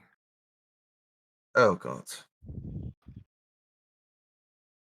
Yeah, I know. Well, look, you got Servital's nephew, so or Skirtal's nephew. You go down there. You go talk to King Cragclaw. Tell him you're doing a favor for Skirtle. You'll probably be all right. Yes, and considering my reputation with the kobolds anyways is much more favorable than most people, I That's a think good thing that my too. wit Do will you have. think Brick is safe? And he like juts his snout towards the Stormrun Manor. I believe so currently. Um, in case there's any problems at this point. Um, he's essentially acting, from what I understand it, as a dishwasher or a laundry maid. So he's going to be essentially out of the picture for a while, which is good. And essentially keeping a low profile. And he's gainfully employed. So See, that's his head. So okay, I suppose that's the last place anyone's going to look for him. yes, especially with the storm runs. I gotta get out of here. I gotta report roll call.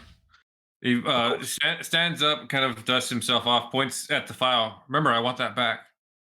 Of course, I'll be making any duplicates that I can that would be pertinent information. Nothing will be taken out, though. And so he nods his head and he heads out. Thank you. As he'll squirrel it away in his bag. And he will then he probably left a little bit of the window cracked onto the actual place that he was at before. And he is going to it's going to essentially like shunt himself upwards and then get into the window quite quickly.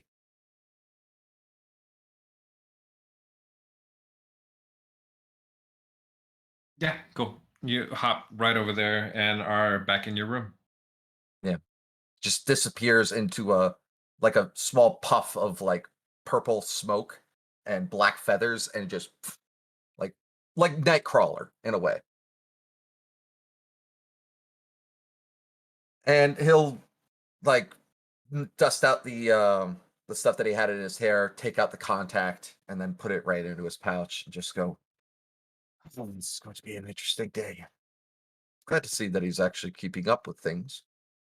Probably was able to get into a few spots that I wasn't able to get into due to his size. It's a good kid. As he'll head downstairs. Breakfast. Cool. You guys all meet up there for breakfast that morning. And Aaliyah comes down with, instead of her fancy dress, like she's actually wearing scale mail, very nice scale mail, and has a holy symbol of helm that she's wearing, if that's okay, Brad. That's fine. And her hair is up and kind of neatly like I don't know what the hairstyle is called. It's not a bun, but it's like braided into around her head, and A she braided looks ready to crown. go. Yeah, and she also has a shield and braided buns on the side like Princess Leia. no,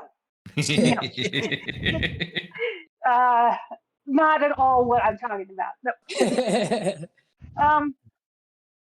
But yeah, she also has a shield with her, and yeah, she looks ready to go. Got it. Good morning, everyone. I hope you all slept well. Good morning, my lady. I rested well. Didn't sleep very well, elf and all of that, but the accommodations were quite good. Well, my apologies. I don't know many elves, or not many. She glances No need over to at apologize. Ari and smiles. No need to apologize. And Everything was freaking- accommodating. Yeah. And Althea, Jesus, we have a lot of elves here. You're right. I should have known better. I A apologize. Neapolitan ice cream of elves. Uh, My lady, what is the occasion? I thought we were going to venture out for some reconnaissance Ah, yes. after we have a Yes. good breakfast, of course. Of course, we cannot miss breakfast. Of course.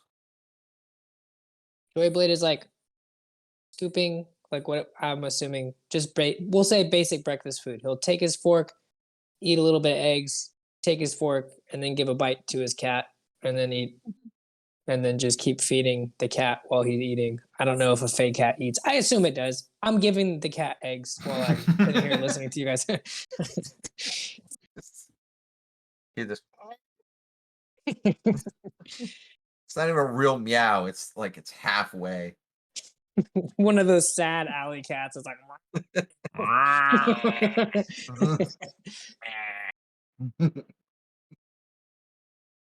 uh, yeah. Shall So, we? Avon, Yes. did you learn anything? In the night? Well, of course, he's an investigator. I'm sure he's investigated I'm something. sure he's a guest in my home and wouldn't have gone snooping about the halls. He's my guest. Of course not.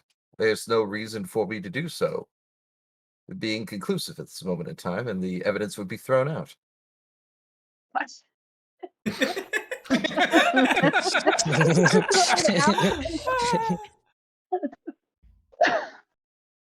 So, until there's a reason for me to do so, there's no reason for me to do so. Of What course. about you? What about you, Ari? Did you do any late night visits, or did you do the similar trance thing? Any sneaking Ari about? is a gentleman. I assure you, I did not see him last night. Alas, no.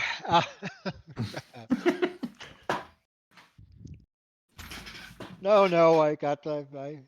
I enjoyed my nightly reverie.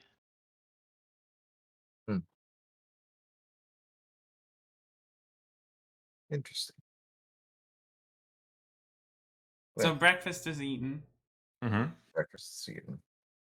Shall we head to the sewers? Do we have a particular place in town where we know We the don't need entrance? to say that loud enough Wait. for people to overhear. We're going to head somewhere inconspicuous. Do we Yes. know exactly where we're going? Do we have like an exact location? I assume I- near the place where we were yesterday. I happen to know a way for us to be able to get down there. Lovely. I didn't think it would be difficult. Well, considering the fact of who we have to talk to, may think We have to talk to people. I thought We this do. was. I thought we were We are being discreet. Oh, we are going to talk to someone. I owe a favor. I see. So I will be talking with one of my contacts in the lower areas. And this contact will get us entrance where we need to go. Is that correct? Yes. Just let me do the talking unless you can find a way to. What do I know about Kringkat Krakow? King Kodo Cragclaw. Roll me a history check with advantage. Alrighty. Yeah, baby! Yeah, baby! Nat 20. Who do you want that inspiration to? Who doesn't have it? Arabella doesn't. Okay, Althea doesn't either. Alright, we're gonna D6. Althea's going to get it. Alright, so what do I know? Kodo Cragclaw. Kodo Cragclaw is a unicorn. In the sense that he is something incredibly rare and people know that it's possible but have never really seen one. Kodo Cragclaw is a kobold adventurer, which is rare enough in itself. What makes him a unicorn is he's an adventurer who grew to old age and was able to retire, which happens to about 2% of all adventurers. Yeah, and even fewer kobolds. Yeah, the rarity of a kobold adventurer to begin with, and then for them to survive to old age and retirement, unheard of. Makes him a unicorn.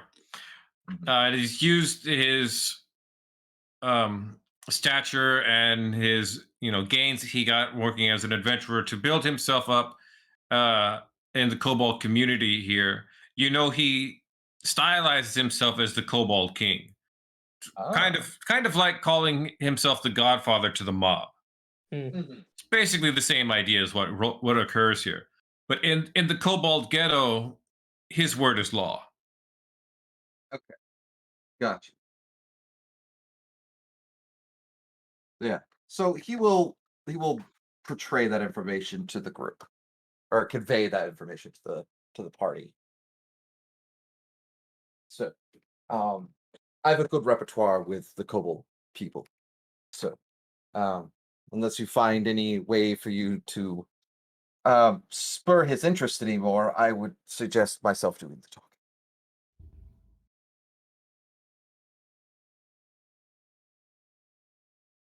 All right, then. Lead the way when you're ready.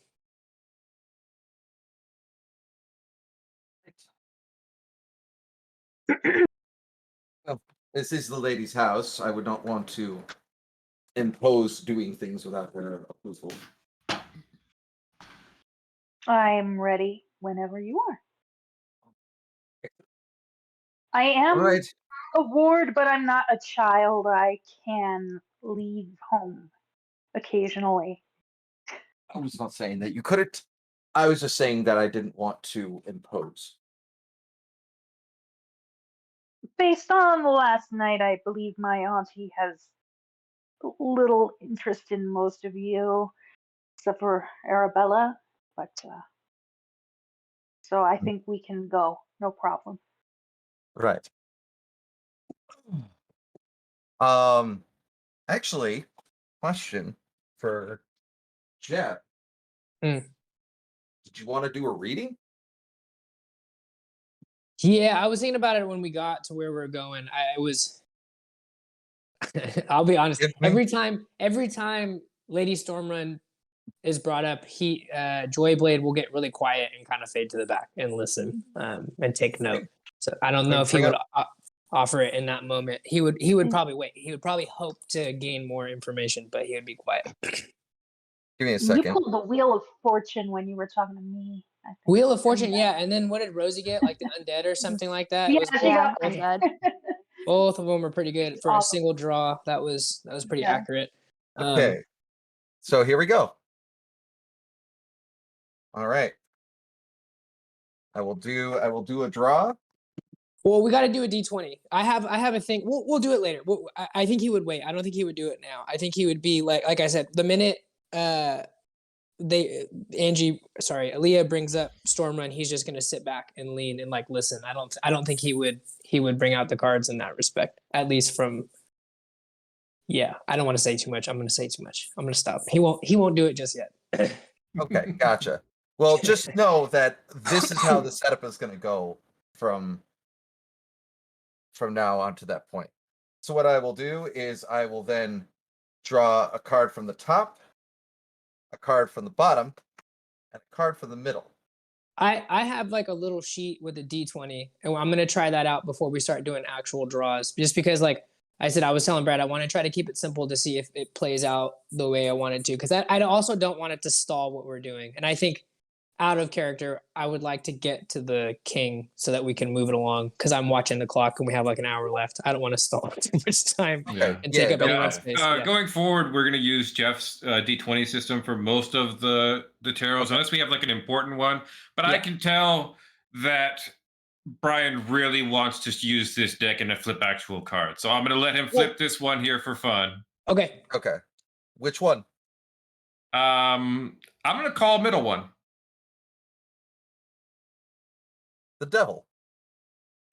No, we know what the DM is. Yeah.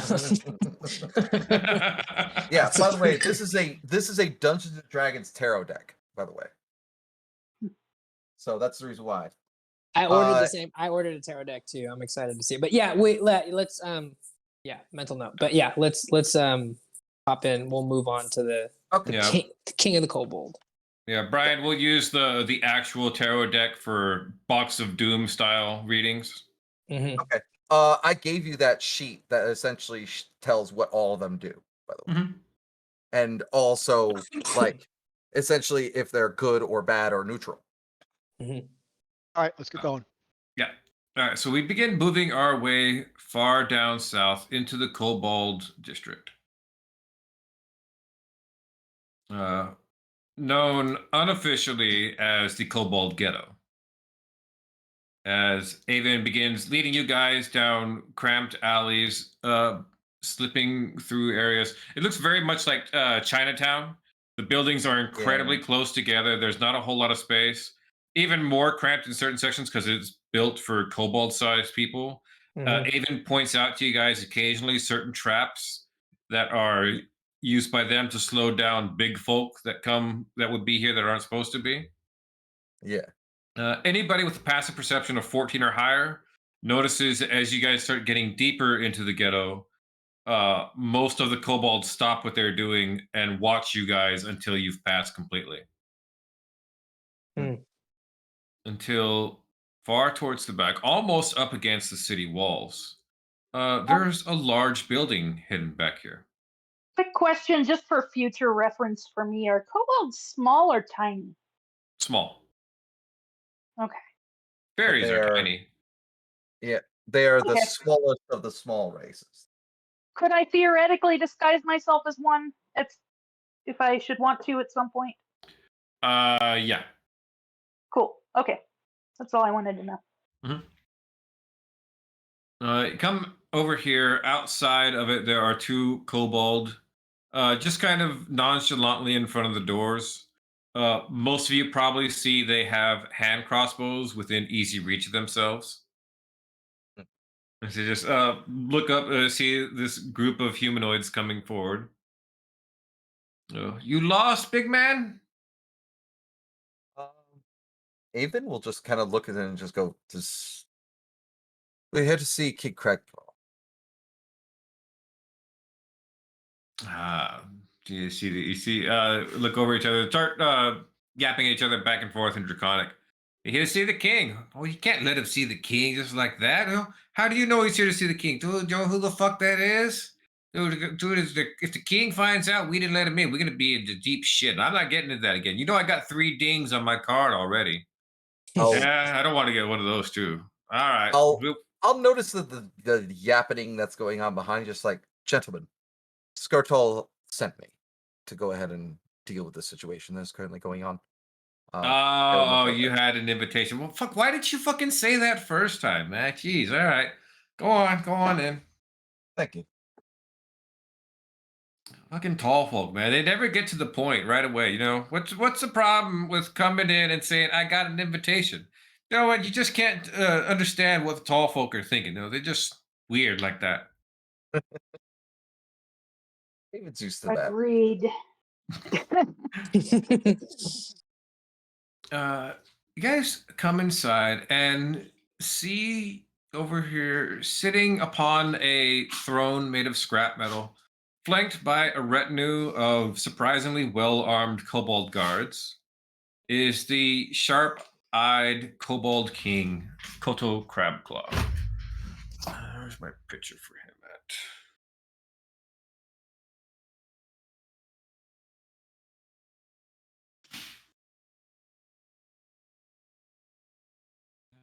There we go.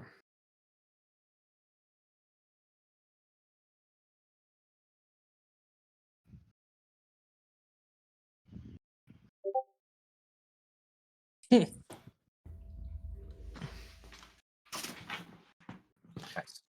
Let's see. It kind of looks at you as you guys come in. There's a thin green-scaled kobold before the throne that gestures out at the king with great fervor and starts to announce you guys walking in when Koto just cuts off. Ah, there they are. Cell swords old Skirtal mentioned. Look like proper slayers, they do. And of course, there you are, Avon. Haven't got yourself killed yet, have you? No, your scaliness, of course not. Skirtal sends his regards, by the way. In that case, I welcome you to my court, friend of kobolds. Pleasure is all mine. So, we're actually asking for passage into the sewers to be able to understand an investigation that's currently going on, Your Grace. You're looking into Skirtal's nephew, Brick.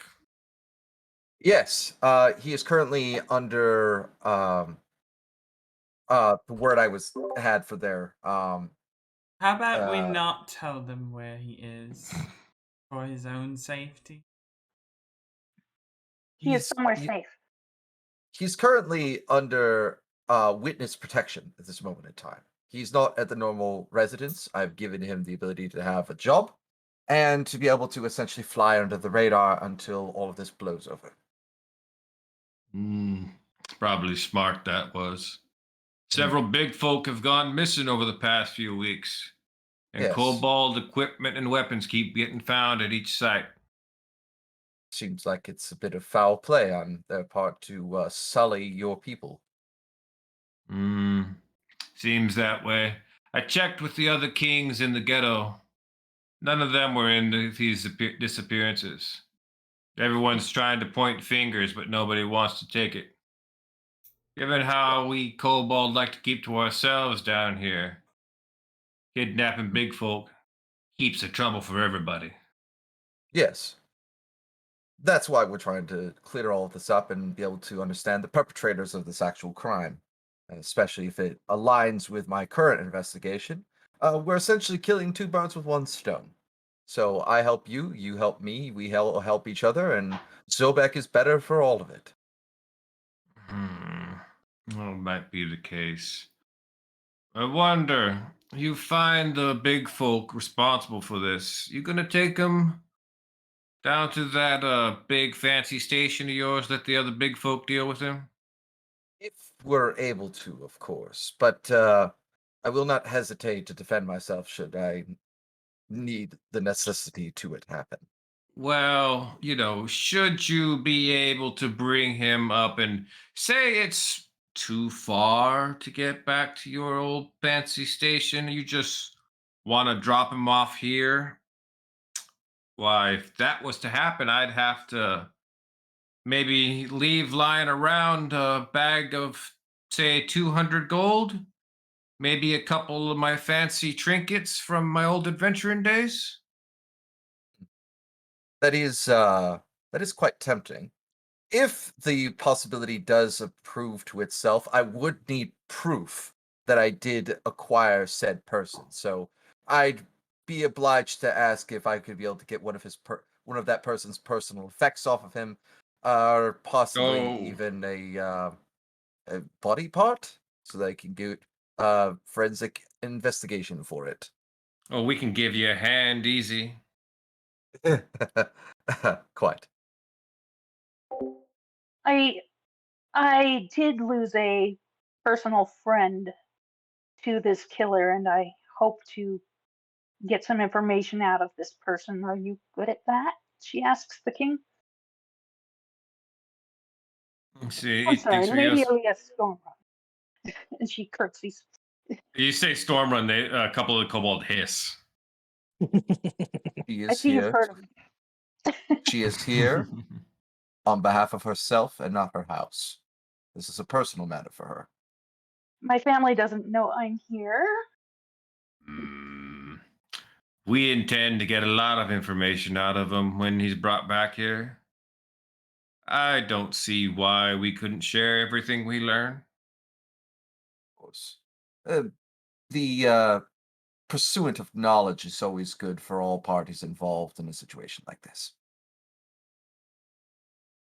So, if anything else, I believe that we should take our leave of here and go find the culprit of all of this rabble. He nods his head. Skick, skak. And two kind of small, look to be just a little juvenile, probably like 8 years old or so. Red kobold come skittering up. Show them to the cartways. And nod the heads. We'll show you. Come on, follow us. You heard the scaly ones. I trust that my family won't hear of my visit. You hear that, boys? None of you go talking to the storm runs. All the kobolds just start laughing. Much obliged. Oh, dear me! I'll have to keep my mouth shut at morning tea with the lady. Any words that stay in the sewers usually stay in the sewers. Yeah, she is laughing along. Thank you. I appreciate it. Give me 1 second. Let me just rest real fast, and then we'll move on. Some hot kobold goes up to Ari. Jeez. Not attractive. Come on.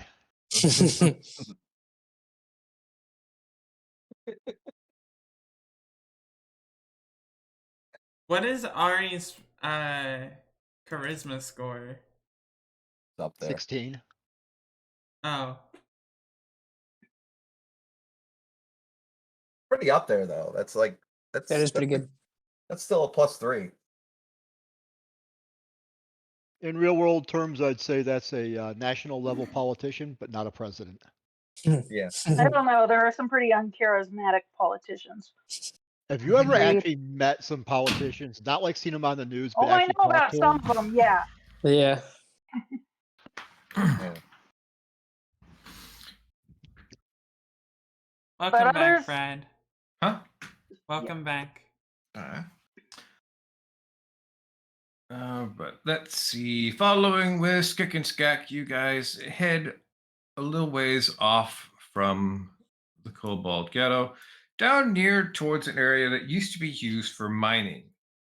Was stopped about a century ago when it was decided that mining underneath the city was a bad idea and could cause, the city to sink. Why didn't they think of that sooner? Who knows? But for the past century, what they ended up doing was using what was mined and creating the sewer system. So it appears kobolds know that the old mine entrance is the best way to get into the sewers undetected. And with that, we begin to make our way into the Zobek catacombs. Nice. Here we go. Literally Mario going down to pipe sounds. Bloom, bloom, bloom, bloom. I'm glad I wasn't alone here as I went. Yeah, I'm from that family you hate, and none of them know I'm here. Haha. Like, Yeah. whoops. Da-da-da-da-da-da.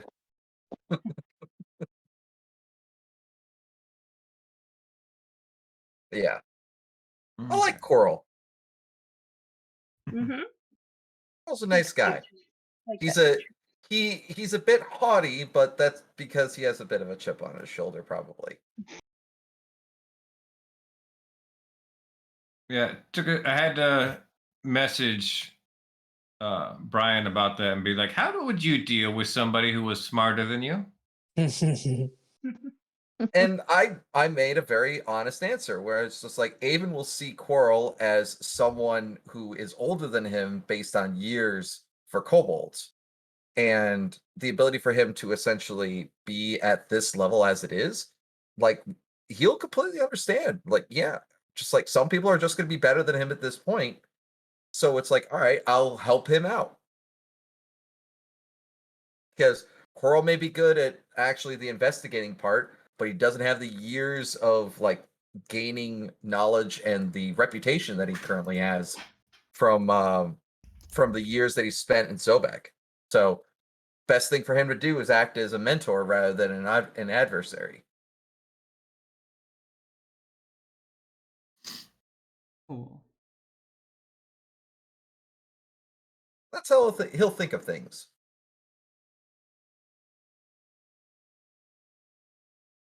That's weird. I could have swore I made a token for Joyblade. Did I not get around to that? I saw it for a second. And then But disappeared. there one was, but it was just the square picture. It wasn't like an actual token. Huh. And now I'm sitting here looking. Go, did I not make one? I could have swore I'd gotten to that. Appears not. Curses. I do find it hilarious though that Avon already has essentially a nemesis / rival. Literally, first 20 minutes in, already got a rival. I'm like, yeah. If he wasn't so Frenemy. shit at his job. Jeff, I'm gonna give you a temporary token for tonight. I will have you set up for next week, Ooh. though. Works for me. The cat. Meow. I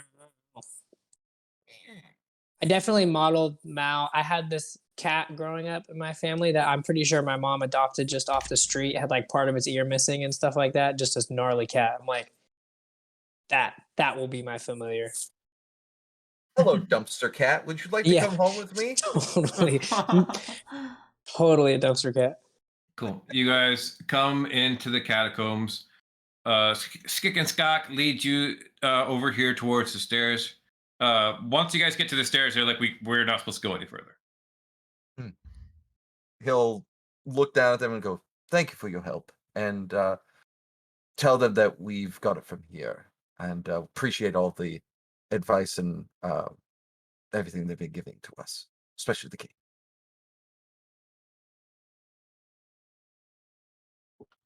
Well, See, you come down here, the rank subterranean air in here smells of ancient rot.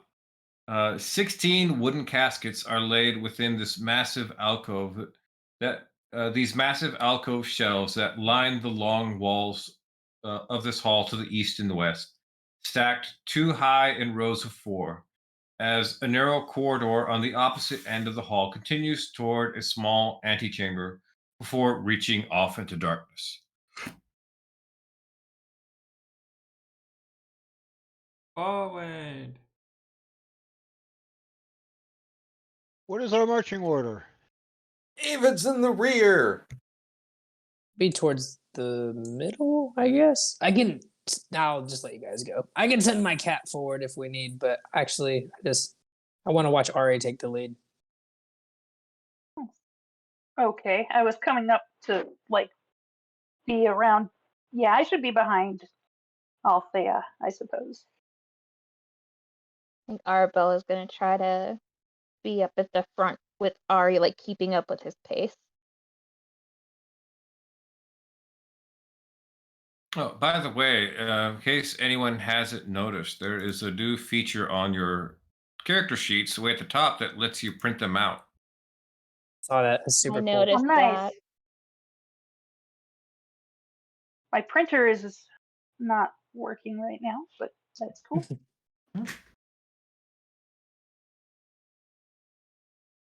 Is Joyblade in the rear? Looks like Joyblade's in the rear, yep. Yeah, right behind you. Where is Nos? Back Very here. back. Okay. Go ahead and halt right there. Okay. Avon catch up. You get right around to the edge over here. Ari, you're up in front. Give me a perception or investigation check. Perception it is. Nice. 20, very nice. Actually, I'm going to back you guys up just a bit because Ari's found more than I thought he would. As you're coming through here, Ari, and you're glancing left, right, checking your areas around, you notice some uncommon discoloration on the walls over here. The way everything else has collected dust, parts of this have not, and instead have started to collect mold in a rectangular shape. That means hidden door. Interesting. Very good. Just like the old times. Elves find secret doors. Yep. Yeah, that's what I was thinking of too. You let Avon know. Hey, folks, check this out. I think there's something odd going on here. Avon will head up to the front. Just go. Huh. Investigation. Nat 20. Nat 20. Yeah, hidden door there. Yep. Do I know what kind of hidden door it is? What do you mean, what kind of hidden door? Could it be a push button? Could it be a spoken word? Could it be... Small hidden lever, which you immediately find. Okay. Is it trapped? On the nat 20, no, it's not trapped. All right. And then Arabella will get the inspiration. Okay. I was waiting to ask that, but I didn't want to interrupt you. Nope, it's all good. Avon will just look at Ari and just goes, rudimentary, but elementary, as he clicks the lever on the side of the casket as the door opens. The door opens up, and you immediately hear two of the coffin lids get thrown off. Trapped? No. Warded? Yes. Ah. Well, at least the door wasn't trapped. As a pair of beggar Yeah. ghouls come out of their coffins. Ghouls. Oh boy. Great. Neat. Looks like Blue's gonna get first turn. I hate these tokens, by the way. They're terrifying. Yeah, Blue's gonna come right around the corner over here. Man, these guys. I'm gonna show you something here that's super screwy for something you fight at level 2.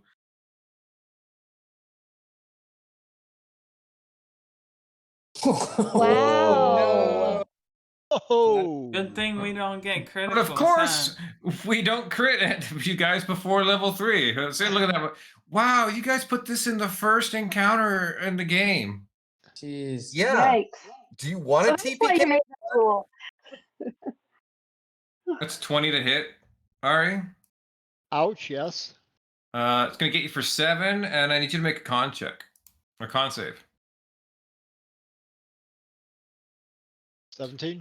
17, you're good. You are not paralyzed as the ghoul comes right around the corner and slashes you in the arm. Arabella. All right. Right over here to red.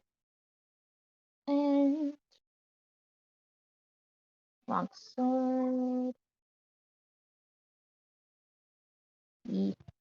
21 hits. Where are we getting that necrotic damage from?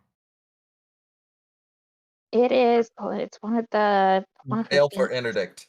Baleful interdict. Yep, that's the one. I believe that's a activated ability. Hold on, I'm gonna. My goodness, I hate that they keep having me submit if I want public roll or not. Oh. Oh, you can turn that off. Oh, how do I turn that off? Because it is bugging the. It's in your settings side over there on the top right. There's one of the first to drop downs over there is roles, and then there's like query is probably what it's set to right now. You probably want to change it to either toggle or always public. Advantage toggle, query toggle.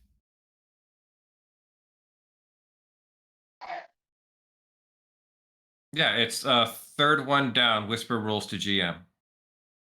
Oh, okay. I was looking at the wrong one. So which one am I putting it on again? Either public or toggle. If you put on toggle, then there's just like 3 new buttons that appear at the top. One says public, one says to GM.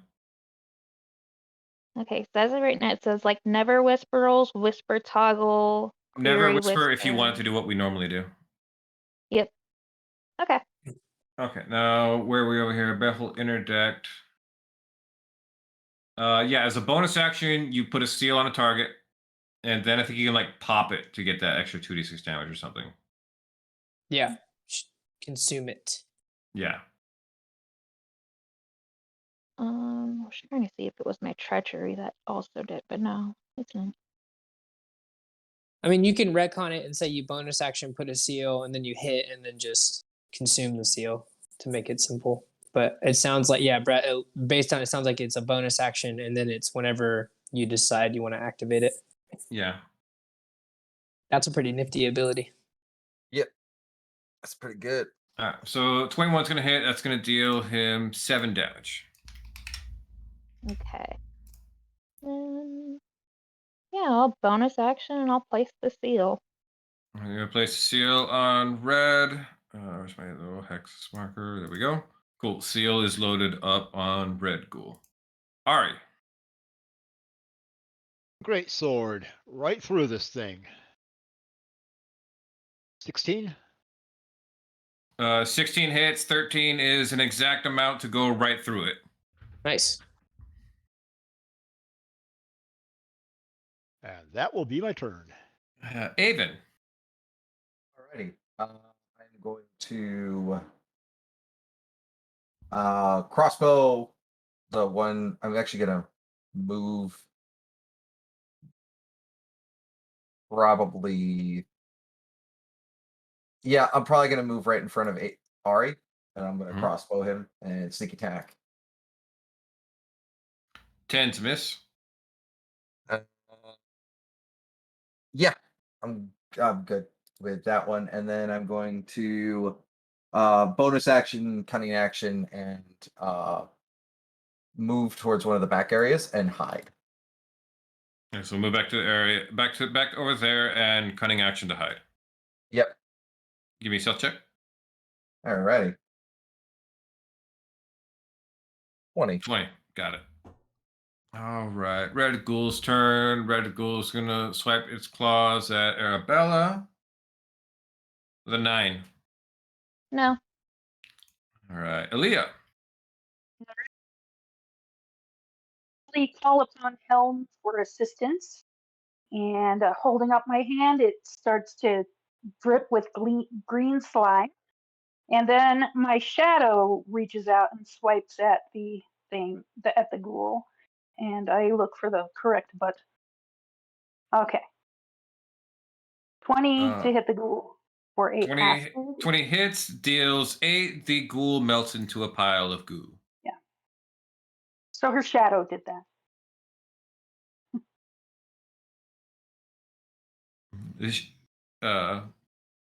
Aaliyah's shadow appears from within the coffin behind the ghoul, grabs it, pulls it in. The coffin lid closes, and when one of you decides to open it to see what it is, there's just ghoul soup inside of it. John Carpenter thing goo. Yeah.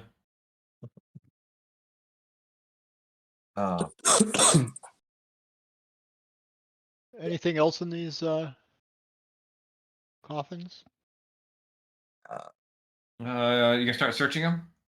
And that should probably raise the question, what is considered the lawful good thing about coffins? After zombies have appeared out of one of them, the lawful good rulings clearly state, yeah, make sure there's not more things coming to life. Got it. Yeah, your instructors would have drilled that into you. Like, oh, treat it with sanctity at first, but when they start coming out of the coffins, no. Make sure they are properly resting. Let's see.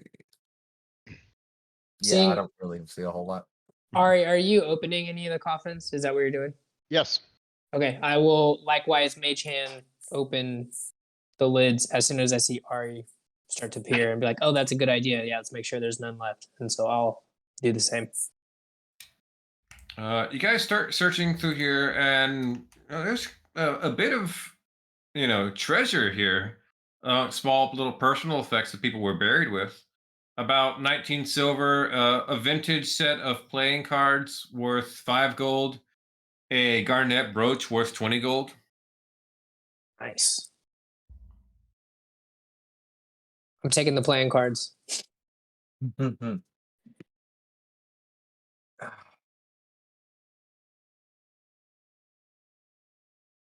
All right.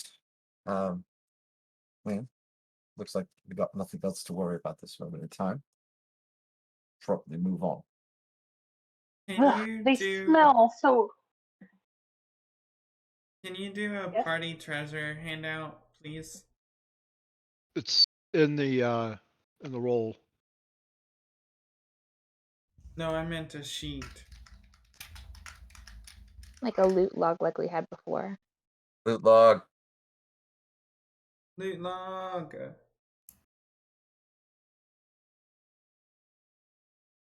There you go. Cool. Thank you. Who's going to be our treasurer? You can't see me, but I have my finger on my nose. I'll do it. So do I. Do it. All right. Joyblade's going to be the treasurer this time. I'll do it. And you all will be held responsible for what happens. I got it this time. You did a great job last time, Brendan. I got it. Up until the last 10 sessions or so. Yeah, that's okay though. We had a lot of shit going on. Yeah, we did. All right. I believe that's it. Yeah. Do we go down the spooky secret area or do we go down the normal area? Well, I'm thinking that since there's these ghoulish creatures that didn't want us to go down this secret area, we should probably go down the secret area. Cool. I like that. Agreed. Secret tunnel. Secret tunnel. As he'll Excuse me, Avon. of course, as he'll like politely sashay behind behind the coffin as he Fine, lets Althea. everybody go through. Left to right, folks. To the I could right. send my cat ahead of us if you want to have it scout, or are we just feeling Well, quite confident? if I mean, you you have, you you if cut you through have it. if you have something that can scout it out for us, please do. I will will stay right will here. I'll let my mangy alley cat Mal hop off my shoulders. You said you wanted to go right. Is that what we said? Yeah. And I'll look at her and I'll go, I need your help, darling. Head down the right. I'm gonna look through your eyes. Tell me what you see. And I'll just kneel down. His eyes, the pink will fill his eyes, and then Mal's eyes will look pink, and then she'll run off down the right. Down the right, so south. Yeah. Goes heading, following down this way till the narrow tunnel winds southward and meets this small cave-like chamber nestled between the catacomb walls, where there appears to be a large pool of stagnant water that stretches from wall to wall. As your cat Mal gets a little bit closer to it and goes to lick at it to taste the water, suddenly your cat is no more. Okay. I'll sit up, eyes go back to normal, and go. There's like a larger cave area with a stagnant pool. Mal went up to take a bit of a sip, and poof, she's gone. So there's something in the water, just for all of you to know. But Don't sip the Kool-Aid. Kool-Aid. As if. Sorry. Well then, let's go see what killed the cat. Felt like channeling Clueless there. And I let's see if we can fucking love let's that see if the movie. cat has 9 lives.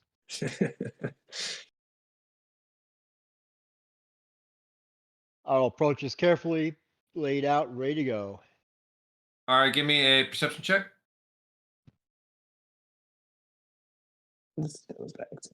Not so good. Not so good. That's a pool of water. You don't see anything in it. Can I give a perception check? Sure. Do I notice anything by passive? I was gonna say 14, I'm not there 14 yet. passive here. Passive won't work on this. Okay, gotcha. Ooh. If we're ready, maybe we can draw it out. I can send in a mage hand, maybe stir up the water and try to draw its attention. It's a tight space, though. We should probably be ready if we're going to draw this thing's attention. Probably.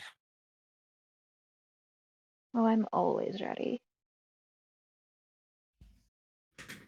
I will take that as my cue and wink at Arabella, and then I will mage hand and try to just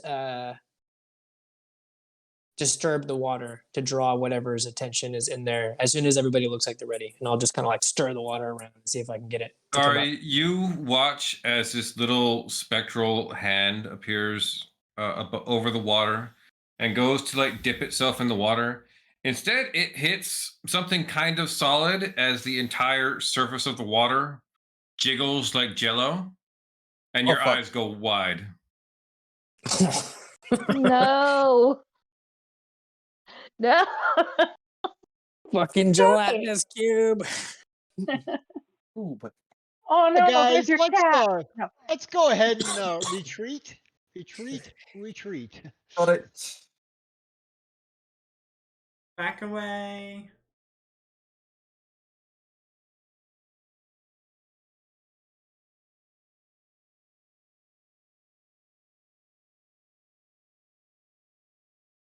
I will slowly back up. Keeping my blade ready and in front of me.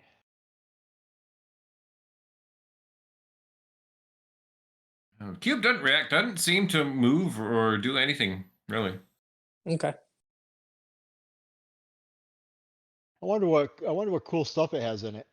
It's only one way to find out. Only one way to find out. I don't need to find out that bad. Let's go find Somebody dangles a gelatinous cube in front of me. I can figure out why it's dangling. I'm just sitting here like out of here thinking I can totally fireball that thing. That's what Arabella would be thinking. No, I was just thinking that I bet it's immune to acid, and that's my main, like, my main attack cantrip. Pretty much guarantee they're immune to acid, yeah. Yeah. That's, I didn't mean to go quite on top of Althea there. I knew you two were friendly, but Candle did not flicker.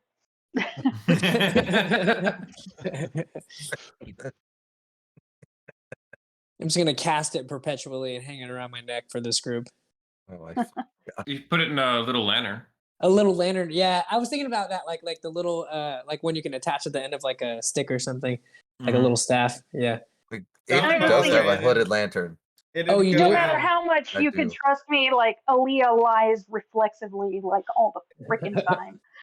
So I feel like at a certain point he'd light the candle in front of you and go, "I totally respect you," and just watch the candle go out every time. oh Come over here into another catacomb antechamber. Looks just like the other hall did. let's check, make sure there's nothing in these coffins. Would you like to do that magical hand thing you did, Joyblade? And Oh, I certainly. will, as you do each coffin, I will stand in front of it with my sword ready to go. All right, let's let's start in the northeast corner, and then we'll work our way around clockwise. So I'll move over here while you get into position, and then I'll Okay, you said northeast corner. Yeah, I'll Alright. cast Mage Hand, and you see when the little hand comes out, this little spectral. It looks very like decrepit, like old, long fingers. Yeah, weird. And I'll actually move next to Althea because she seems tougher than me. And then I'll open that first lid. Empty. Okay. All right, next Althea's one. gonna open the lid behind them. The one on the west side, that Yeah. one's empty too. Okay. And you said there's two of them stacked up, right? Yeah. At each spot. I'll just assume you get both on that side. Yeah. All right. Okay. I'll open the one by Ari and Arabella. There it is. You look familiar. A ghoul eyes snap open as you lift the coffin lid. I'll run my blade right through it. It looks like we got another one. All right, go ahead, make an attack roll for it. 13. 13 hits, deals 9. Nice. I feel like Arabella would have instinctively attacked as well. Hey. Avon, you got first turn. All right. Let's crossbow this thing. 8 misses. Wow. See, you were running not all a those fighter. nat 20s early game. I'm not a fighter. That's Very actually well. on brand, and I'm gonna bonus action hide. I feel like you're missing because you're shooting Yes! while you're running away. Yeah. Who doesn't have it? I don't think anybody doesn't have it. I think you all have it right now. Yeah, I think we do.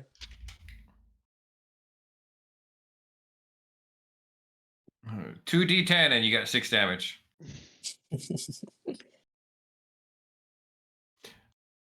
Anything else, Arabella? No. All right, Doesn't Althea. Althea's gonna come down here to this one, the red, and she's going to attack twice. Okay. Ooh. There's fumble on the first one. Roll me a dex save. Oh. Ooh.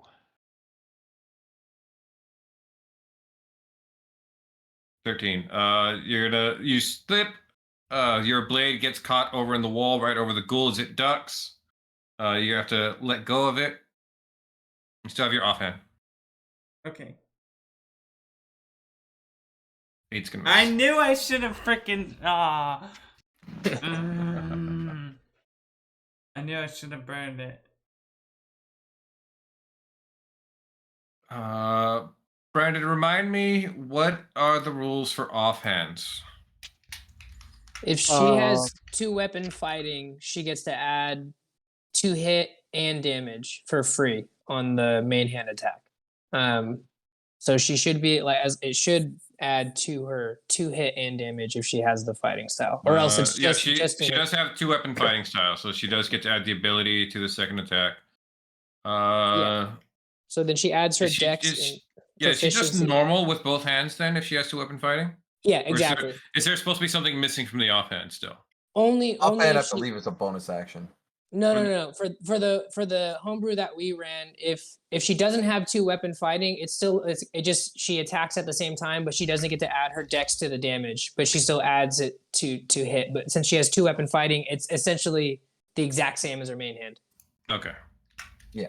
That's how we did I it for remember Lazarus. that. Yeah, that's how we did it for Lazarus. Got it. All right, so we don't need to edit very much for her regular hand or offhand. Cool. Okay, so that one goes to 8. It's gonna miss that. The ghoul gets a turn now. He's gonna take his claw swipe at Arabella. Crits. I'm gonna Oh. silvery barbs that, which I have, right? Yeah, I got it. Bam. Right, so we barbs, re-rolling the claw. 14. Yep. It's gonna do you 8 damage, and then you give me a con save. Okie dokie. 15. Good. Ari. Let's kill this thing. Maybe not. 7's gonna miss. Oh no. I was just thinking I should have used my inspiration, but oh well. Aaliyah. All right, I'll show you how it's done. All right. Am I muted? No, you're good. I You're hear good. you. Okay. Can you get me some tea, Simon? Sorry, my son came just as. I'll show you how it's done, Ari, and then I will again pray to Helm, and just I think I'll just do the same thing. My cantrip worked well before, so caustic touch from my shadow. At the south one was the one I meant to do. That red. Yeah. 21 Only is a 3 hit, damage this deals time. 3 damage. Yeah. And Ghoul's turn. is anybody actually hurt yet? No. Ari and Arabella have taken damage. How are you guys looking? I'm at 13 out of 21, so. That's Yeah, not I'm about 1/4 down. okay. I'll leave it for now. All right. Ghoul's No. turn. Okay. All right. I was just about to change my mind, but okay. Ghoul's gonna try to bite Althea. 20. Oof. Yeah. I was gonna get you for 4. Okay. Joyblade. Okay.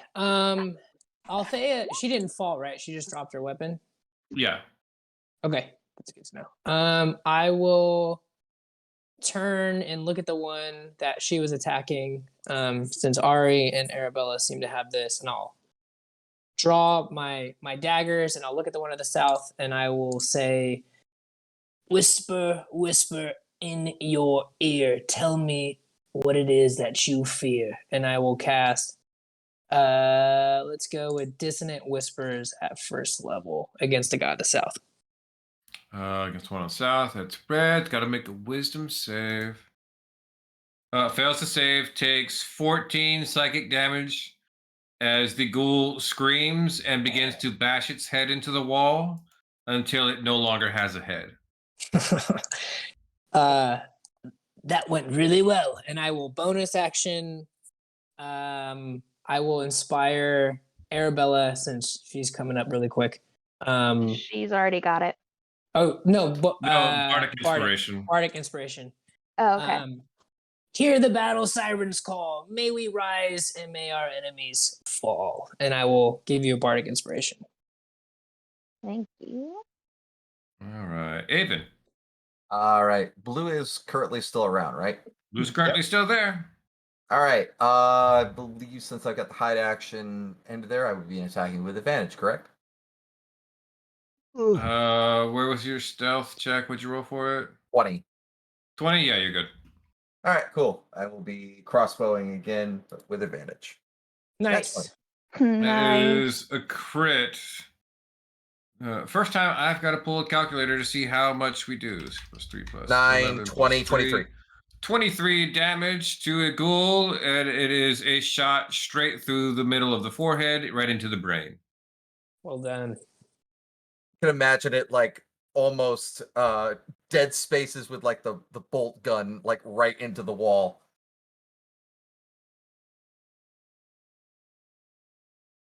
Who doesn't have inspiration? I think everybody still does. I think we're loaded up, yeah. Loaded up. All right, fantastic. You guys are all yeah, too stingy holding on to your inspirations too long. Yeah, Yeah. yeah. Forgetting to use it. This would have been the time to use it, and I forgot. Arabella, Yeah. Althea, do you need some healing? Yes. Yes. Here, Althea, I've got you. And maybe. Let me see which ones I have prepared again. I will lay on hands with Arabella. Yeah. How much healing do you need? I'm giving a healing word to Althea here. Arabella spells. just needs 8. It's Well, this 4 is to going on. Althea.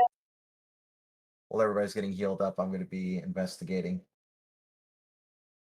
Okay, that's going to be that kind. Wow! Okay, well, Arabella only gets 5, unfortunately. Holy shit! I I'm just gonna rolled say another that crit. when you do the lay on hang on. hands, she Oh. like got this look on her face that shows that she's completely just enjoying it. Way too much. Brandon, unless I'm mistaken, lay on hands doesn't have dice on it. No, it doesn't. Brad, You go decide. back and read my thing. Oh, did we click it do back a on. homebrew for your lay on hands? So Tell that me I more. don't have to. Yeah, just go back and read that. Because I actually have 2 ways of doing healing. So Okay. Okay, Althea, I healed you 4, and you get 7 temporary hit points for the next hour. Do you need healing, Brandon? Or Ari? Sorry. Ari, are you doing all right? Do you need healing as well? I might have to. You know what? I probably should go ahead and heal myself a little bit. Well, I mean, I can give you Save spells because my healing only does healing. Okay. Did you get that, Ashley? What I gave you? Yes. Okay, just couldn't hear you. I want to make sure. Okay, and for myself, I will lay on hands for 5. Nope. What? Nope. You can't lay on hands yourself, remember? Oh, you're right. Never mind. Oh, man. My observation here is that false life is actually a lot better than healing word. At least based For on what I've yourself, rolled yeah. so far. Yeah, except for that 1 hour, or I was supposed to say 1 hour casting time. That's the duration. That's the duration, I thought, not the casting. Yeah, Yeah, you're right. yeah. At first, when I looked over, I saw 1 hour. I said, "Is that the casting time?" Oh Jesus, no! Because I was wait. just Every- doing that just now That is for a pretty good Althea. spell. That's a pretty good spell. I mean, I can do the same for Ari, but I will be tapped out at that point. Yeah, you Wait. see Ari put his hands on It's his not a wound. touch spell. What's not a Angie. touch spell? Yeah, it is. I All only slash have is touch a spells. range itself. Yeah, you gotta touch yourself. Oh, She is cast that? it I on thought I me. could Oh, I thought I could cast it on other people. I'm sorry. No. You're right. Okay, And well, that, I'll even take then, it it's then. only temporary hit points, so you're not really healing. I know, but it's more. It seems to at this point get higher numbers than healing word. Yes. Oh. Yeah, it does. Yeah. Okay, I'm sorry. I didn't realize. I didn't notice that was just self only. But I'm gonna take the temporary hit points. Yeah, it is one higher than your healing word is right now. Yeah. So I'm At- gonna just mark myself At instead. any rate, you guys see Ari put his hands on his own wound and start praying, and nothing happens. Ari, are you And Ari's like, all right? shit, that's right. What's wrong? Performance issues. It happens. Let me see. All Now we right, I know. will be tapped out after this, but we can't have you falling, can we? No, I mean we might Oh. now know why he turns down every woman. It's Aw. it's just mockery. No, I'm kidding. I'm not Dude. gonna. Okay. Ari So does a here we friendly go. punch to Joyblade. So she gives you 6. Again, like very loudly and ostentatiously calling on Helm to heal you. Okay. With that round of healing cleared up, we will call an end to this week. Was there anything other than the stuff that we found right there with the nat 20? No. Okay, cool. Just figured I would ask. All right. I took the Nice. dagger. Yeah, I put that in the notes. I put it. Yeah. Well, everyone. Spells for now. Oh wait, no, I still have like my. Oh wait, no, that didn't cost. Never mind. I forgot that was one of my extra ones. So I still have a spell. Sorry. No problem. Well, everyone, thank you for watching the stream. Thank you for playing with us. If you liked what you saw, please make sure you join the Discord to keep up to date with art announcements and shenanigans. And we will see you next week. Say goodnight, everybody. Everybody. Bye. Good night. Night. Bye. Bye.